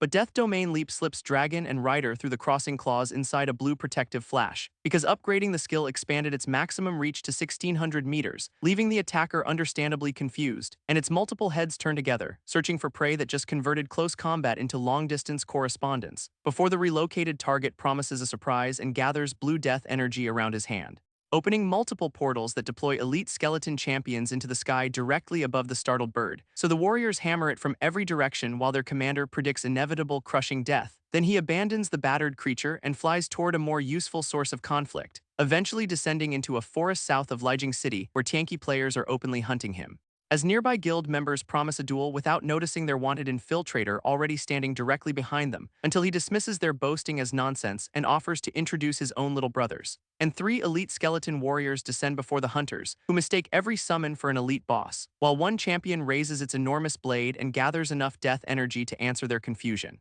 Then cleaves a player aside, sending the remaining hunters running from their newly scheduled duel. As survivors regroup near Lijiang City and report 3 skeletons attacking on White Knight's behalf, where an elderly leader recognizes one-hit strength, assumes S-rank talent, and orders every nearby player recalled, because reckless swarming still sounds efficient when everyone believes stealing the final hit counts as strategy. Meanwhile, their target lounges in a tree, remarking he would not have waited outside without the entry restriction, until the returning mob challenges him to abandon his skeletal shield and duel them one-on-one, only for another hunter to collapse before anyone even sees the attack responsible, and the system confirms a kill while deducting 1% experience under Tanky's invasion penalty, which merely inspires the intruder to order his little brothers to leave everyone at 1 HP. So the hulking warriors advance again, offering the crowd a practical demonstration of 1 point to spare, though the assembled players finally identify White Knight and launch every spell and weapon together, before a champion sweeps its blade through the barrage with all the urgency of clearing notifications, reducing the battlefield to flashes, impacts, and screams, while the mob discovers cooperation has poor warranty coverage. Yet those left standing mistake deliberate survival for weakness and rally themselves into another charge, only to find their weapons cannot pierce the summoned warriors no matter how loudly confidence swings. While Bai Yi watches the rabble turn chaotic and wonders when national war will permit a proper massacre, then relieved hunters spot Lijiang City's mounted guard arriving and assume salvation has finally accepted their ticket. But the armored patrol charges straight toward the scene, ordering the foreign invader to stop, prompting the curious fugitive to wonder how strong city guards are and volunteer his summons for testing. So his little brothers charge the mounted patrol head-on beneath their commander's cheerful order, only for a guard's single sweeping strike to erase the first attacker instantly, revealing that Tianqi's native powerhouses can effortlessly challenge skeletons no 4-day descender could handle. Before the leading rider charges their newly exposed summoner, who performs exactly enough panic to remain insulting, then Death Gaze crashes into him for 41,870 damage, horrifying nearby players with barely 3,000 health, although Bai Yi decides even those guards remain too dangerous and exits through a blue death portal, leaving the struck patrol scratching helmets and wondering where their theatrical invader disappeared. While he emerges inside a ruined settlement carpeted with corpses and asks what happened there, only to discover another flock of dark-feathered predators already descending toward their unexpected visitor, whose presence makes him suspect the surrounding dead belonged to their previous hunting session, before a coordinated dive forces him through another glowing portal at the last instant, reappearing across the flooded ruins while a curved blue wake marks how narrowly he escaped. As the flock wheels around together, visibly offended that Lunch has learned spatial mechanics, until airborne city guards arrive, identify the dark-feathered demon vultures and order full alert, which Bai welcomes because their mounted patrol has conveniently inherited every monster's aggression, while the surrounded guards call for backup as the sky rapidly becomes mostly feathers and regret. And their captain realizes the supposedly suppressed creatures escaped because someone triggered their seal again, exactly the chaos White Knight wants for treasure hunting and testing whether promotion can affect monsters. So he runs toward the diving flock, leaving the captain unable to guess his intention, and reaches toward a dark-feathered demon vulture with promotion, testing whether his forbidden talent accepts living targets, which it does spectacularly, upgrading the creature into a legendary boss while nearby guards watch Catastrophe receive paperwork. So the captain demands reinforcements, although his soldier correctly observes that punctuality has already left, because the transformed monster swells into a multi-headed shadow towering above every airborne patrolman, forcing an immediate retreat once the guards admit their small detachment cannot match its new strength. Before the legendary predator launches another strike toward a fleeing mount, scattering feathers across the storm, while the desperate captain orders someone to lure it away and call rescue immediately, giving their architect enough confusion to slip through another portal with perfect professional innocence, though the captain recognizes White Knight at last and demands the identity behind that vanishing smile. While the fugitive reaches Shifeng Mountain, where his apocalypse map marks the treasure directly beneath him, and finds neither an elite guardian nor any obvious chest, making the suspiciously quiet canyon feel generous, until his boot discovers an unlocked dark gold treasure chest hiding under loose ground, leaving him delighted by a jackpot so casual that even he suspects happiness arrived too suddenly. Yet he still targets the free chest with promotion, because Restraint apparently stayed behind with the guards, transforming it into a locked epic chest requiring 36 space crystals, an upgrade with premium inconvenience. So Bai messages Wealthy World to investigate the material and purchase 36 if available, then carries his newly complicated treasure away before the mountain's other problems notice him. Until his agent replies, greets her boss, and confirms she has already secured the crystals, explaining space crystals are high-level universal materials that power city teleportation arrays, unlock high-tier chests, improve spatial tents, and establish defensive formations, before transferring all 36 while he requests auction alerts and purchases of special ice or death materials, and he spends the delivered crystals immediately, commanding the upgraded epic chest to unlock. Consuming all 36 and receiving an epic ring of luck whose actual attributes remain mysteriously hidden, before announcements reveal his promoted legendary vulture destroyed Zichuan City, doubling White Knight's bounty for causing the disaster, while stranded players outside Jingli City debate capture quests and whether 1 HP counts as hospitality as their wanted visitor rides into Black Bone Valley, judging the volcanic wilderness safely isolated. Then opens the Death Codex again after gathering enough soul points for another advancement attempt, triggering Approaching Death, which demands his HP fall from full to exactly 1 within 5 seconds, a requirement his permanent 1-point health completes almost immediately after a dramatic landing, so life sharing activates and the class advancement quest closes before difficulty can introduce itself. Completing his Tier 2 profession, unlocking more Death Sovereign power, granting 1 skill conversion, 100 main attributes, and 50 skill points, after which promotion raises S-rank life sharing into SS-rank Death Contract, distributing damage among contracted creatures while any survivor protects his body, while SS-rank Death Conscription becomes SSS-rank Death Edict, removing summon cooldowns, boosting attributes, capacity, and granting 1 full resurrection. Just as the Frost Giant Dragon begins another transformation overhead and draws its master's attention, breaking through level 30 into the infant stage, assuming a humanoid shape and speaking for the first time, which makes its delighted master decide the trip has finally become genuinely interesting, before he rides out to settle accounts with the bald bird and unleash his newly advanced Undead Legion. Only to reach the distant fortress and discover the legendary predator has already hidden, though a gathering below suggests the kingdom's people are quietly preparing something else. So Bai asks his transformed dragon whether it wants to descend and wreak havoc together, while players outside the gates hurry to level at night, planning retreat if the invader returns, and boast about capturing White Knight despite rumors that he can summon an undead legion thousands strong.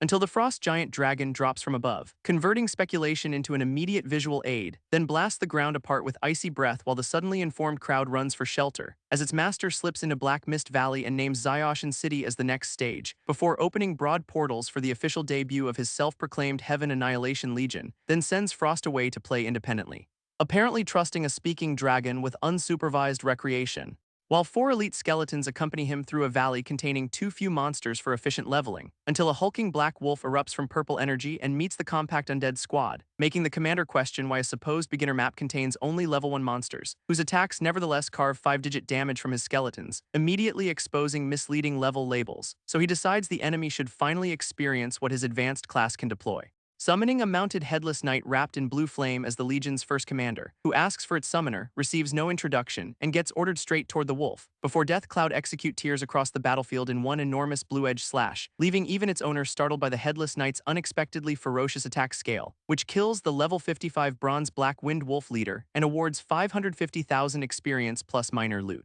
As golden light engulfs the nearby skeletons and reshapes every class into stronger forms, upgrading the archer and mage into level 30 skeleton kings with triple elite attributes and level 9 skills, while the warrior becomes another skeleton king carrying heavy strike and wild charge at level 9, allowing their delighted sovereign to declare that his true skeleton legion can finally take shape. And realizes Death Edict strengthened every summon too, so he organizes squads with 1 melee and 2 ranged units, then laughs about sweeping the land, confidence now arriving with its own logistics department, before commanding the formation to charge until Black Mist Valley has no monsters left, producing rapid boss kills including a level 58 Shadow Panther leader and raising White Knight directly to level 31. Until a skeleton discovers an orange portal that appears to lead into a secret dungeon realm, identified as the level 60 Myriad Poison Snake Cave, whose highest available difficulty reaches Hell, so the level 31 challenger sensibly chooses normal and enters through the Torchlit Cavern Gate, ordering the Headless Knight and its subordinates to clear this small dungeon in one wave. Meanwhile, Xiaoshan City's rulers learn they are his chosen target and react with understandable volume, as their lord commands defenders to hold the invader until he personally arrives for an arrest, because Lord Matsumoto expects the king's reward to finance his own further advancement, then launches from the chamber before his kneeling retainers finish celebrating how impressive he looks, while level 30 Frost reaches Xiaoshan City's walls and hovers above the gathering defenders, whose aerial guards call the dragon suicidal and assume their city can crush it easily. Before the formation dives and concentrates every ranged attack upon the solitary mount, as an rank projection user begins broadcasting the supposed capture across the entire kingdom, only for Frost to answer the explosions with towering ice, while viewers demand their invader's execution, and its distant master receives an attack warning, taking personal offense at damage to his mount, then decides the nearly cleared cave makes this perfect timing and gathers power to intervene. While city riders tighten their aerial circle around Frost, unaware its owner has noticed, until Lord Matsumoto lands beneath the dragon, demands White Knight emerge, and threatens to count 3 before collecting Frost's corpse, then announces one with supreme confidence, apparently expecting arithmetic to restore command of the sky, only to notice something impossible forming overhead before he can reach the next number. As a vast spatial opening pours frost, undead soldiers, and surviving poison snakes directly into Zyoshin, leaving citizens to ask why dungeon monsters are suddenly included in their city's invasion package, while one horrified resident can manage only a denial beneath the descending swarm, because Bai deliberately sends the remaining mobs over for the defenders to entertain, before black-armored skeleton kings drop toward Matsumoto, surrounding his entrance with considerably less ceremony. As the mounted headless knight gathers a spinning death vortex above its raised weapon, then launches death charge straight into the defenders with the weight of an undead cavalry formation, though an aerial guard rallies his companions, dismissing the attackers as merely level 30 skeleton soldiers, while their distant commander calls the invasion a carefully prepared gift and quietly enjoys the delivery. Before spending 500 death energy points through death siphon feedback to double one Skeleton King's main attributes, allowing the supposedly minor summon to block Matsumoto's full power strike and erase his confidence, then answer that it is level 60 before returning 90,000 damage with one heavy strike, as another Skeleton King swings its greatsword toward a nearby retreating aerial guard, whose eyes widen when a second threat enters his narrowing field of vision, revealing a distant diamond-shaped projectile centered perfectly inside his pupil just before impact, when Fatal Snipe detonates through him for 452,400 damage, turning the live broadcast into a cautionary clip, and leaves the stunned survivor trembling, unable to finish whatever desperate request he started, until one enraged rider dives screaming for death and commits fully to the least reassuring battle plan. Yet his weapon cuts only 461 damage from the towering skeleton blocking his path, making witnesses realize even their captain produces 3 digits against summons built like siege walls, while Baiyi explains death contract divides every hit among more than 20 undead, making isolated damage meaningless, as the trapped attacker screams beneath the consequences of suddenly understanding shared health, before a Skeleton King mage gathers a rotating blue spell sphere and prepares its answer, prompting Matsumoto to activate Zyoshin's Grand Defense Array and every available siege weapon, while their absent enemy simply wonders how long the fortified city can survive, and terrified residents repeatedly request reinforcements from the royal capital as the assault spreads, carrying the crisis to Tianqi's royal capital secret society during an otherwise peaceful outdoor meeting, where President Qi Yaezong asks what his purple-haired guest actually wants from them, only for the visitor to begin answering with a smile that makes T feel tactically unsafe, then declare it none of Chi's concern and fire green energy across the table, levitating inside the blast while everyone wonders where this mysterious expert appeared and what he plans, until a messenger reports Matsumoto's request and Baiyi's attack, secretly delighting the purple-haired observer, so Chi orders a team towards Zyoshin, wondering which powerful figure their people offended. But the guest blocks their departure, insisting nobody leaves while he remains present, then suspends the entire group in Golden Force and invites the president to test his sword. Meanwhile, the dungeon commander ends his diversion and follows a Death Codex quest toward an epic boss, landing deeper inside the cave and wondering what level of monster awaits him, where an enormous snake sweeps one skeleton aside, immediately confirming the quest target has some actual weight. So he surrounds the beast with skeleton kings and orders the boys to begin, while the chieftain catches a blue projectile against its hardened head without slowing down, prompting Baiyi to test whether its scales can withstand an entire undead legion, before the summoned warriors strike together, driving blades and magical force into the serpent, though its skin proves tough enough that their commander switches the squad toward magical attacks,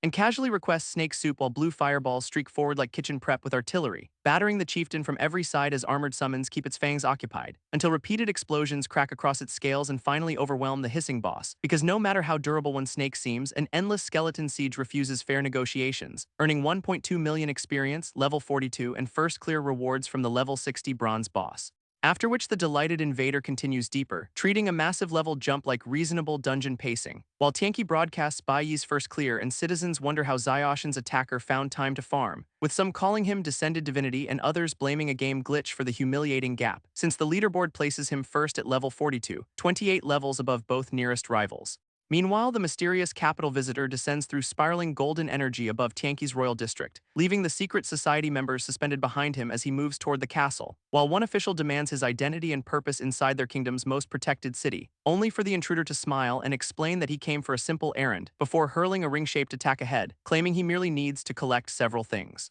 Inside the royal treasury, guards find every chest emptied and not even one useful scrap behind, triggering national penalties. Every tanky player loses a level and suffers half experience until recovery. Meanwhile, the dungeon victor inventories legendary scrolls and life soul stones before deciding to return. But the death scripture suddenly detects clues leading toward a complete class equipment set and erupts with strange light, opening a vision whose destination leaves its owner visibly unsettled, because it reveals the Holy Sanctuary Empire, a faction apparently equal to the Divine Dragon Hall. So Bai chooses caution, deciding this lead deserves planning before he interferes, then steps through a blue portal and finally returns to East Sea City, where his companions celebrate the full haul and report his palace raid has already become headline material. Before Wealthy World announces their commerce guild can launch and accepts his name, Myriad Worlds, promising their business will eventually span countless realms as she invites the waiting team, who accept together, while their financier becomes guild master with suspiciously effortless corporate onboarding, and immediately leads everyone toward the auction house to sweep its shelves for valuable goods.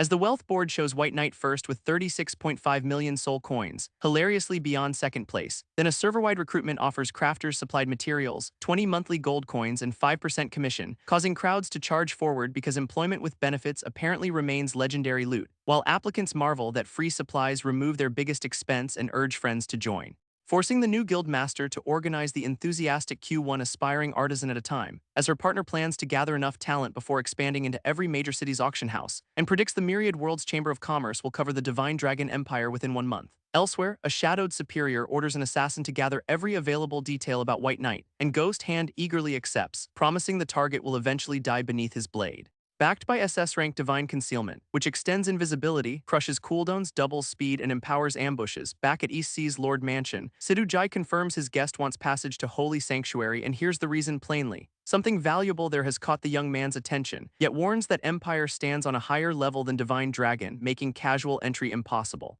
Because travelers must first pass the Divine Dragon Academy assessment and complete advanced studies, which Bai Yi accepts instantly, asking to begin the examination without wasting another minute. So Sidhu summons his staff and decides to give this aggressively efficient student some assistance, opening a fiery portal while warning he can help with entry, but not the road afterward, then sighing at youthful vigor as the candidate disappears before second thoughts can arrive. It emerges in Consonant's wilderness, where roaming rhinoceroses make the assessment look deceptively peaceful, until one beast notices him at touching distance and turns its horn towards softer paperwork, before charging so suddenly that even the 1 HP veteran briefly forgets his professional composure, though a summoned skeleton intercepts and cuts down the ordinary mob, restoring the expected hierarchy, only for flames to surge nearby while their commander senses a far more serious arrival. Revealed as the level 110 Dark Gold Flame Lion Emperor with 52,800 health and excellent timing, so he calls his little brothers to work, deploying armored undead across the field, as Skeleton Kings rush the burning assessment boss with axes raised and zero academic anxiety, then hammer it from multiple directions, producing damage numbers larger than its entire displayed health pool.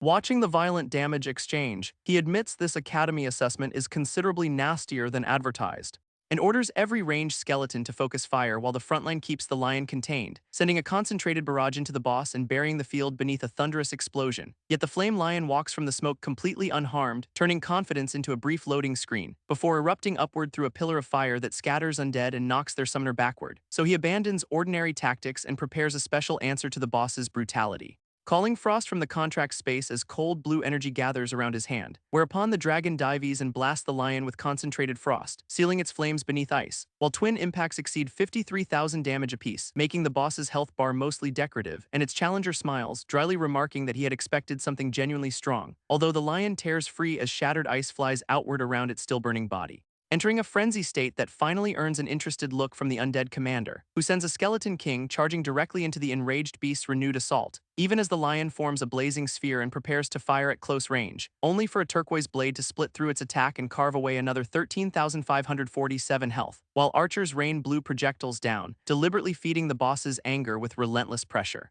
until explosions cover its face and stack thousands more damage across the flaming body, finally sending the exhausted emperor collapsing across the grass, rage outlasting neither arrows nor accounting, and awarding Luck's Blessing, 30 epic rage crystals, 26,400 gold coins, and 112 life spirit stones, before an unseen examiner marvels at the record clear and asks whether he awakened a hidden class. The examiner finally appears as a red-clad guide, welcoming the successful candidate with theatrical courtesy, and confirms he passed Shenlong Academy's exam, becoming student number 1709 before opening a golden portal, which surprises him mainly because the test ended so easily, though he welcomes stronger surroundings. Then the pair arrives beneath Shenlong Academy's towering white spires and begins registration. where a broad new student immediately asks his class talent with disarmingly direct friendliness, introducing himself as Kwangsu Chenchen, a level 49 hidden blood sacrifice priest, after hearing necromancer. While Bai denies possessing a hidden class and earns praise for reaching campus through ordinary effort, before their guide announces they have reached the dormitories beside an impressive club building,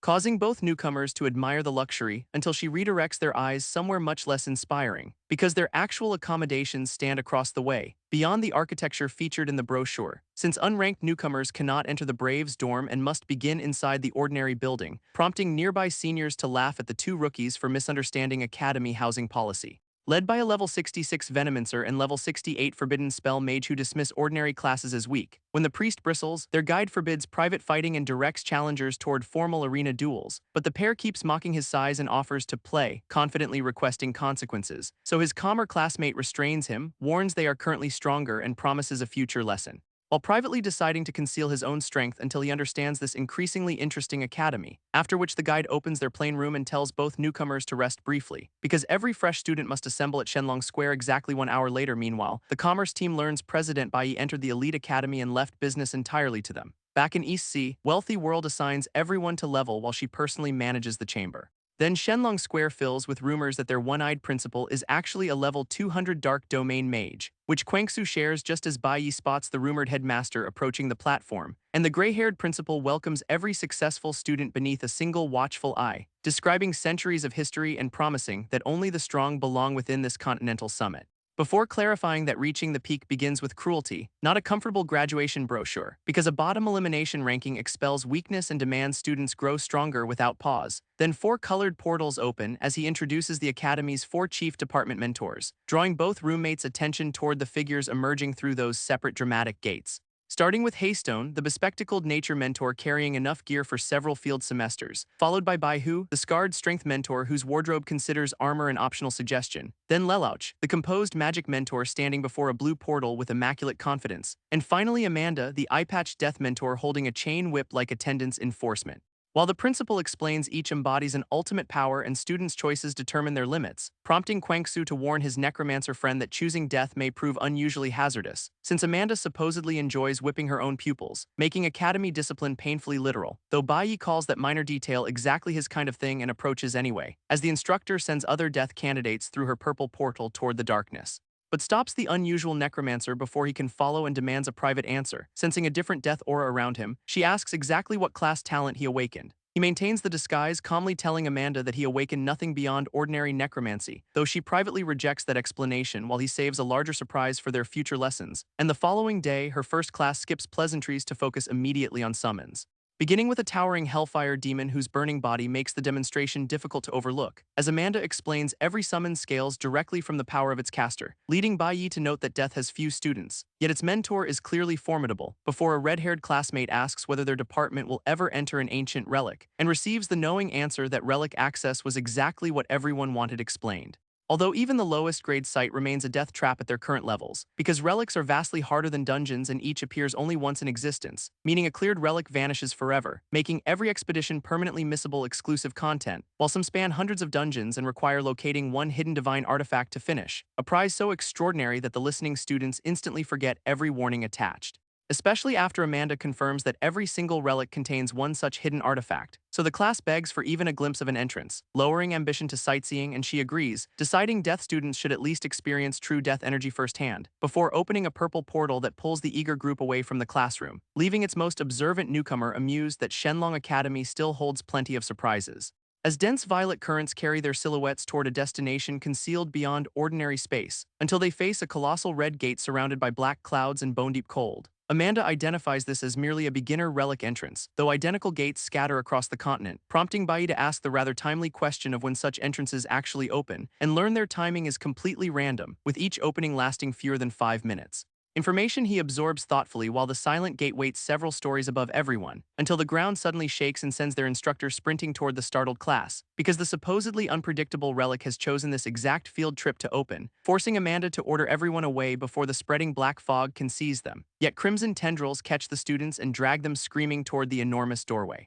while their mentor reaches after them, realizing the suction has already overwhelmed her response, and decides the disaster must be reported to the responsible academy dean immediately, though Bai accepts the unavoidable entry with excitement, apparently treating catastrophe as bonus curriculum. Back inside Shenlong Academy, the emergency report makes a furious fist crack against the desk, as officials confirm all 18 newly enrolled death students were swallowed when the gate opened. And the principal warns that even a beginner relic will feel indistinguishable from hell, then orders Amanda contacted, a rescue team assembled, and forced entry attempted if necessary. Meanwhile, their most capable rookie wakes alone inside a dark stone complex and confirms the transfer, quickly realizing everyone was scattered throughout an enormous structure whose danger remains completely unknown. So he summons two advanced skeletons first, sensible insurance in an otherwise unreasonable school day, then explores silent corridors without finding even one monster despite the relic's vast scale, until a sudden green blade of energy slices past, forcing him to dodge sideways. The evasive movement leaves him tense, because the empty corridor was only pretending to be safe, before a level 40 elite dark pincer worm emerges, carrying 930 vitality beneath truly unfortunate anatomy,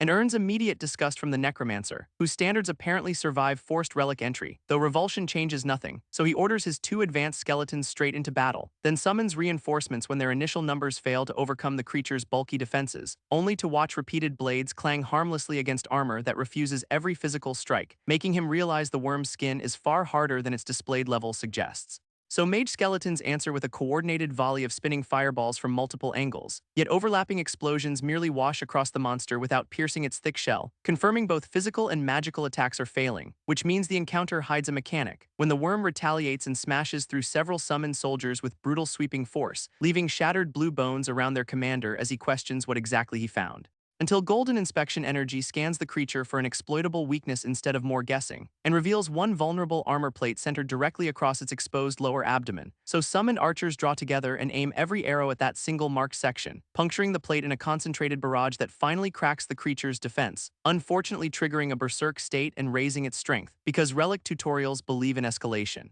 which prompts Bai Yi to summon a skeleton king and meet fierceness with heavier fierceness, as the armored commander answers its master and charges the raging worm through blue fire, before raising a massive sword and ordering the elite monster to face death. The skeleton king's descending blow concentrates blue power straight into the worm's exposed abdominal opening, punching completely through its body and dropping the berserk elite monster onto the stones, which awards experience and one ruin fragment for only two ordinary skeleton casualties. So he keeps the unfamiliar crystal, guessing it can eventually be exchanged for useful goods, then suddenly notices a strange glowing greatsword lying where the defeated creature collapsed, revealing a level 40 tier 2 siege domain greatsword with 300 strength and another 300 against armored targets. Clearly valuable enough for wealthy world, though exploration continues before any interdimensional shipping, until another massive armored bug suddenly descends ahead of the marching skeleton formation, and their commander unleashes a skeleton king without restraint to shorten the repeated encounter, sending his undead into a coordinated assault while he advances through the corridor, soon collecting another ruin fragment and confirming the second bug has been handled,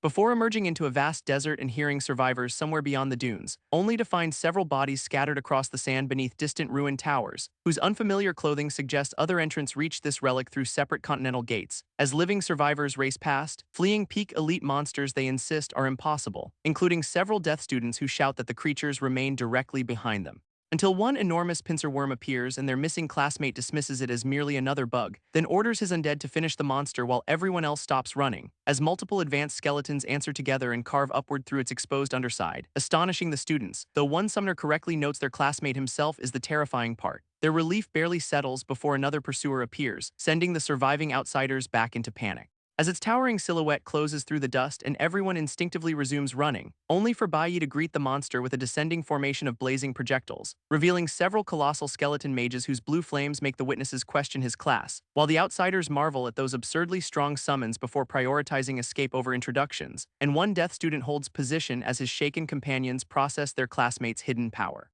Outside, an Academy subordinate reports that investigators have largely confirmed what caused the relic accident, identifying another Heisha organization plot resembling an earlier incident from several months ago, which enrages the director, who condemns those members as traitors to the entire human race, then orders every Shenlong Academy member to investigate Heisha while a rescue team seeks entry. Meanwhile, Bai reaches a swamp alone, grateful his speed saved him from an insect swarm. though the enormous trees and flooded terrain immediately make this relic sector feel unnatural, before an unfamiliar shape emerging from the vegetation draws his attention across the water, revealing a disgusting level 10 swamp worm whose low stats inspire contempt rather than concern. So he casually commands nearby skeletal mages to finish it with concentrated fire, and their simultaneous projectiles bury the worm beneath an extravagant chain of explosions. Earning experience and another ruin fragment from a one-strike freebie with excellent loot manners, though Bai admits the weak prey merely helps lure its mother, then detects someone nearby, as an elf-feared death swordsman steps from concealment and introduces himself as Black Robe, prompting Bai to ask how a non-Shenlong outsider entered this supposedly isolated relic. Black Robe explains the ruins have multiple entrances, making his presence here entirely natural.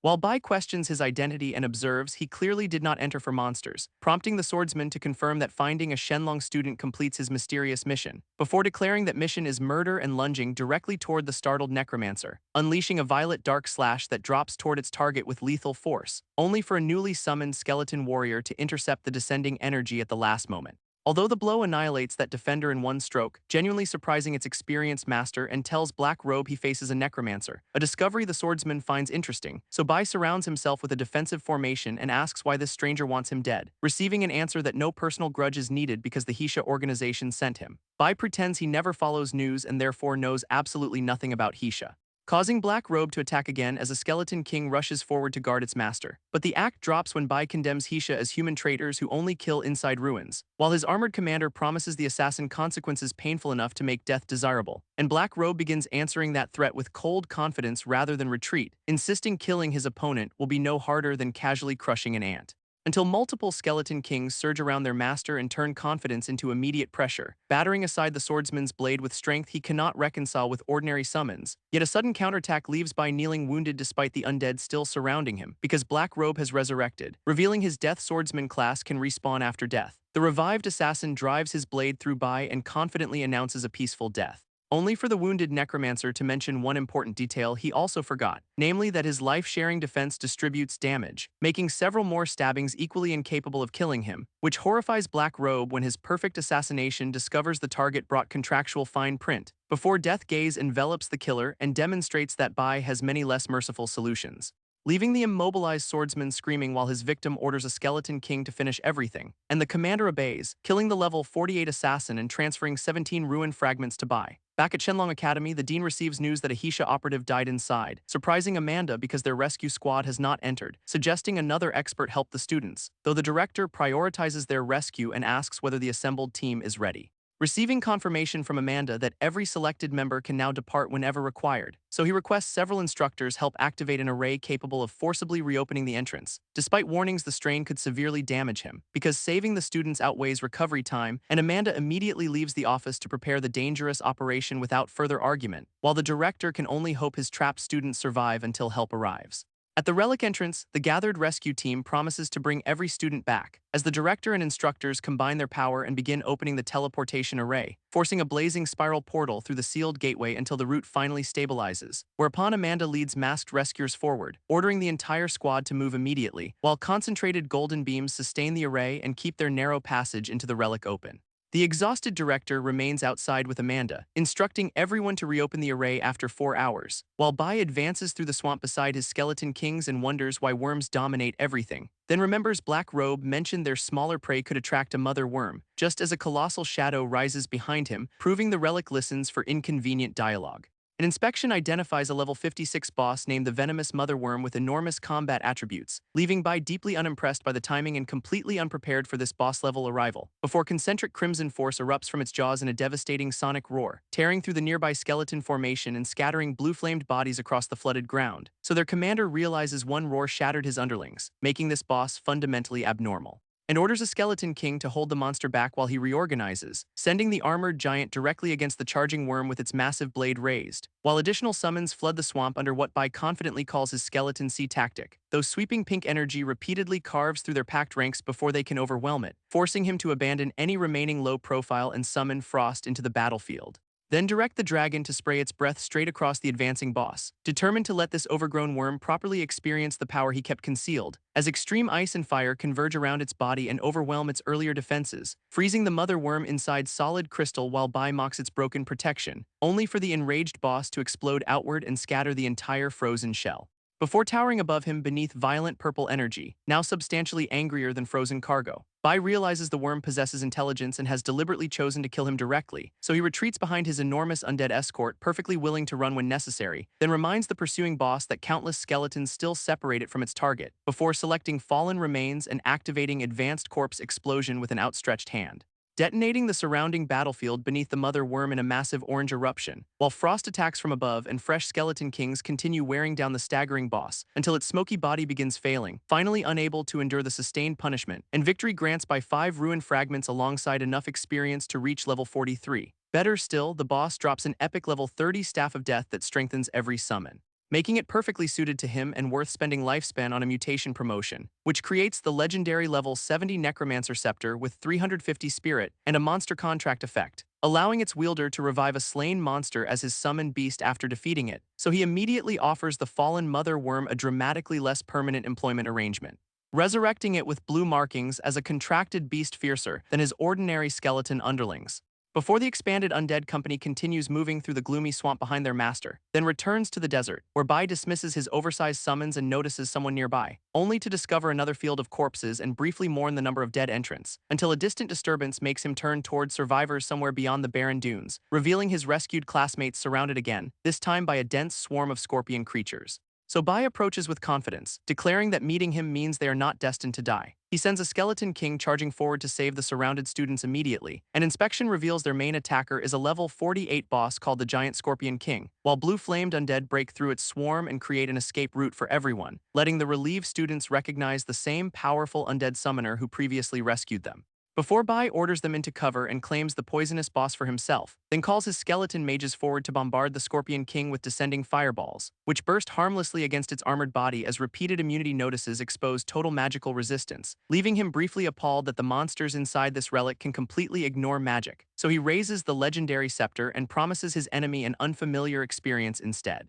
summoning the contracted undead mother worm directly between the Scorpion King and its prey, astonishing the watching students, who consider such an enormous undead beast outrageously powerful, as the revived worm seizes its weakened opponent and prepares a crushing counterattack, then smashes the Scorpion King between massive claws until its armored body collapses, awarding 4 additional ruin fragments and enough experience for Bai to reach level 44. Though he dismisses the remaining drops as merchant fodder while his classmates thank their savior. Asked why they entered such danger, they explain a crowd claimed the relic's artifact was nearby, but scorpions attacked before their group arrived and killed everyone except these survivors, who request permission to follow Bai, while he agrees and rushes toward the artifact, soon finding an immense gathering of insects, beasts, and other monsters across the desert, with most displaying boss-level power, turning the artifact route into a highly populated security system. Nearby students recognize Senior Yasuo fighting through the monsters and hope he came to rescue them, as the masked warrior raises an enormous hammer overhead while charging toward a giant beetle, then slams its metal head into the ground with enough force to crater the battlefield, ordering everyone else to carry the injured rearward while he handles the remaining insect, before leaping high and bringing his weapon down upon the repulsive armored monster, producing another violent impact that throws debris and pressure across the surrounding desert, while Bai judges the senior sufficiently strong and plans to clear monsters toward the artifact, then personally lands beside Yasuo and offers assistance despite the older student's surprise, only to be told this battle exceeds him and ordered to retreat with everyone, as the wounded beetle calls a much larger skeletal insect from beneath the sand, prompting Yasuo to tear away his clothing and unleash a violent crimson aura, which identifies him as a mad blood warrior, one of the top advanced rare professions, before he charges both monsters again with his huge hammer sweeping behind him, and converts blood into an explosive strike that detonates with concentrated red force, multiplying his combat power several times, though Bai estimates the price could disable him for months. So Skeleton Kings quietly clear the smaller enemies while leaving Yasuo his dramatic opponents, preserving their master's disguise while killing a Dark Beetle elite and gaining another ruin fragment, until the senior announces most insects are cleared and considers the immediate area relatively safe.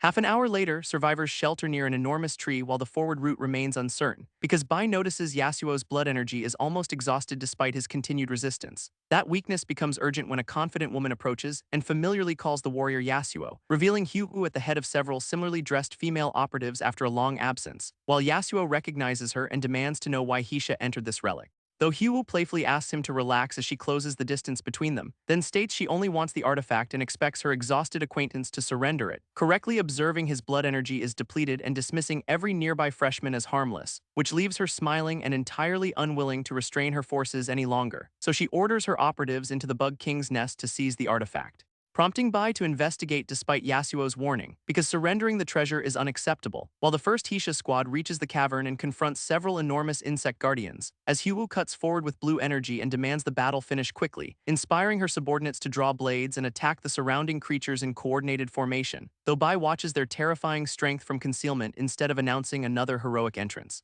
Deeper inside, a purple spider queen waits among gigantic eggs and comforts an unborn child, assuring the creature it will emerge soon while smaller spiders patrol the nesting chamber, until armored spiderlings now advance together through the cavern toward the approaching intruders, and a fast blue projectile slices toward one of them from across the darkness, drawing their enormous mother forward as she furiously orders the attackers away from her child. But Huwu demands the artifact immediately, claiming her older sister has no time for conversation, then threatens to burn the entire nest down if the Spider Queen refuses. The furious queen instead promises to slaughter every human and feed them to her child, before calling additional insect guards from the darkness to surround the Hisha formation, including level 50 boss tier pincer bug guards with 6,500 strength and formidable defensive attributes. So Huwu assigns smaller enemies to her subordinates and personally charges the giant mother, meeting one enormous armored limb with her blade as both combatants collide head-on, while another figure quietly steps into the cavern during their increasingly violent exchange, and Bai decides the battle lacks intensity, volunteering to make everything flare considerably higher by summoning skeleton archers and ordering them to destroy the gigantic eggs across the nest,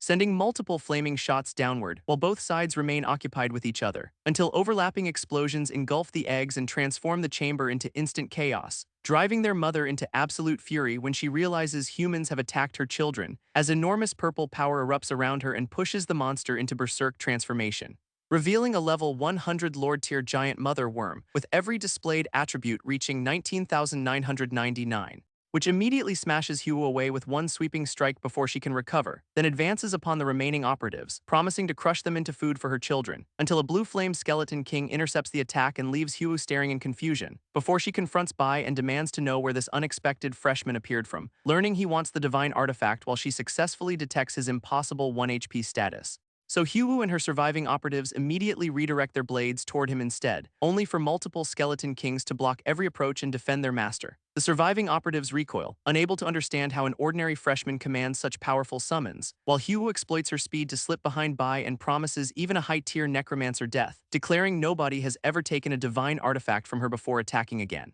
only to notice the giant mother worm devouring nearby insects and rapidly increasing its strength, which convinces her the monster must be eliminated immediately before its growth becomes irreversible. But consuming its own kind evolves the creature into king tier, forcing Huwu to order retreat, as the empowered mother unleashes a colossal strike that hurls her across the cavern, though the Hisha leader regains her footing and curses the monster rather than escaping, then raises both hands around her blue dagger and vows to fight until death, driving the weapon downward into the giant mother worm with crimson force exploding around them, only for its massive claws to seize Huwu while promising to tear her apart, before a brutal counterattack erupts in blood and overwhelms the isolated Hisha commander, leaving the mother standing above fallen operatives and declaring everyone food for her children. Bai calmly decides the opposing sides have weakened each other enough for his intervention, then orders his waiting undead army forward while several skeleton kings answer around him, launching flaming arrows and projectiles together from distance in a concentrated opening barrage, whose impacts merge into a chain of explosions across the enraged monster's position, before a skeleton king crashes into her body with a close-range blue-flamed strike,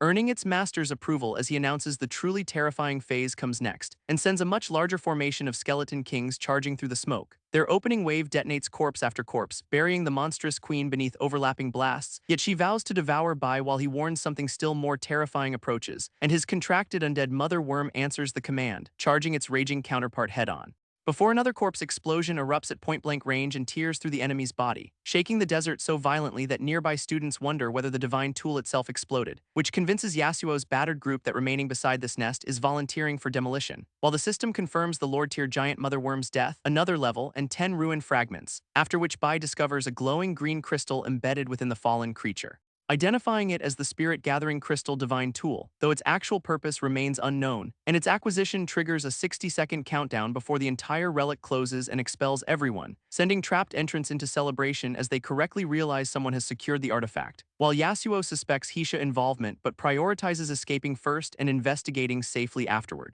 though Bai refuses to let the costly boss corpse enjoy anything resembling a peaceful retirement, as the waiting academy director watches the portal contract and concludes the divine tool was claimed, before golden teleportation light envelops the scattered students and pulls them from the relic, returning terrified and injured survivors whose frantic stories reveal how many teammates never escaped. So the director orders immediate headcounts, medical treatment, and reassurance for the shaken students, while Amanda separately asks whether anyone witnessed who defeated the boss and obtained its treasure, prompting two students to report seeing Bai enter the nest shortly before the enormous explosion. And right on narrative cue, the suspected freshman materializes among the surrounding crowd. Amanda immediately approaches the newly returned student and asks exactly what happened inside. So he claims Hisha entered and defeated the boss, submitting one beautifully convenient blame transfer, which Yasuo supports by identifying Hyuu's group and assuming they carried away the divine tool, while Amanda laments Hisha's growing activity and Bai privately resolves to conceal the dangerous crystal, before his instructor accepts the account and dismisses him to recover from the ordeal, although the academy director notices his unusual aura and learns this freshman studies necromancy.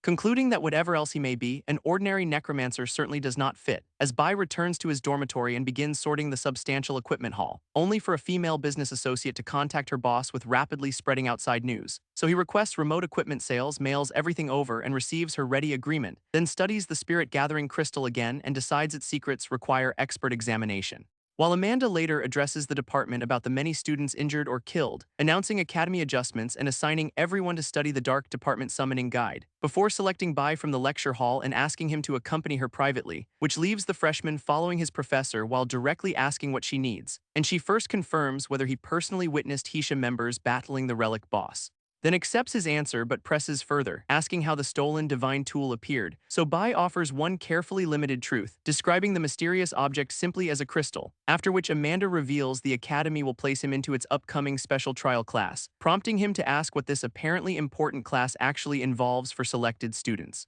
Amanda explains that clearing increasingly difficult trial tower floors awards progressively larger quantities of academy points, while her sole departmental nominee naturally asks why everyone else somehow missed this exclusive invitation, and learns the academy director personally approved his selection after sensing that unusual aura, though Amanda withholds his reasons and simply orders the freshman to report immediately. Bringing Bai before the colossal tower entrance, whose scale makes even him openly marvel, before he senses numerous high-level magical monsters imprisoned somewhere within the imposing structure, where four waiting challengers recognize the new arrival and ask whether he is Bai Yi, so he confirms his identity and greets the assembled special class students without hesitation, prompting them to hurry him forward because their final missing participant has finally arrived. While the others note his unfamiliar face and explain that he only recently enrolled, before the tower administrator repeats the challenge rules for everyone gathered at the entrance, detailing 18 floors whose rewards climb from 1 point through 5, 10, 20, and 50, then revealing nobody cleared floor 9 in 10 years, although one student previously conquered 8, and directing curious challengers toward the nearby ranking display for specific historical records,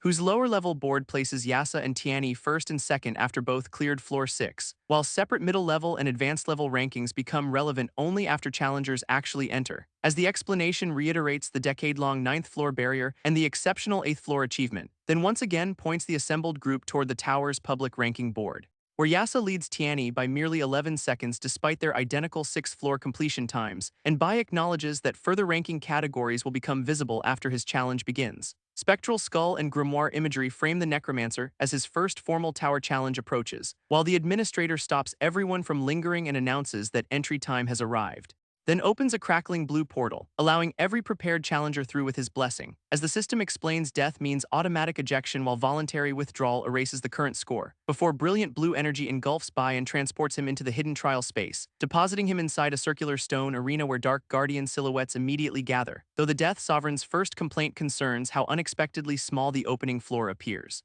Until 100 level 50 elite dark kobolds emerge and become his required advancement targets, so he answers their numerical advantage by summoning his own blue-flamed horde for work, commanding the Skeleton Kings to charge without mercy and conclude the opening battle quickly, before directing his undead archers to launch a concentrated barrage against the approaching guardians, sending countless arrows raining across the arena and burying the kobold formation from above. While Bai remarks that even 10 times their number would disappear almost immediately, only for a level 75 mutated Kobold Lord boss to emerge behind the surviving monsters, revealing enough intelligence to leap directly toward the commander controlling the undead formation. So Bai summons his mounted Skeleton King Knight and assigns the unexpected boss another shift, whose blue-flamed blade collides with the descending creature in one overwhelmingly bright impact. and cleaves its shadowed body apart before the mutated Kobold Lord can threaten anyone, reducing an apparently formidable boss to bonus experience and a rapidly cooling reputation. Before the system records Floor 1 cleared in 4 minutes 7 seconds and opens progression. Floor 2 expands into an enormous settlement containing 500 peak elite guardians awaiting extermination. So Bai leaves his undead formation behind briefly and approaches the resident Minotaur tribe,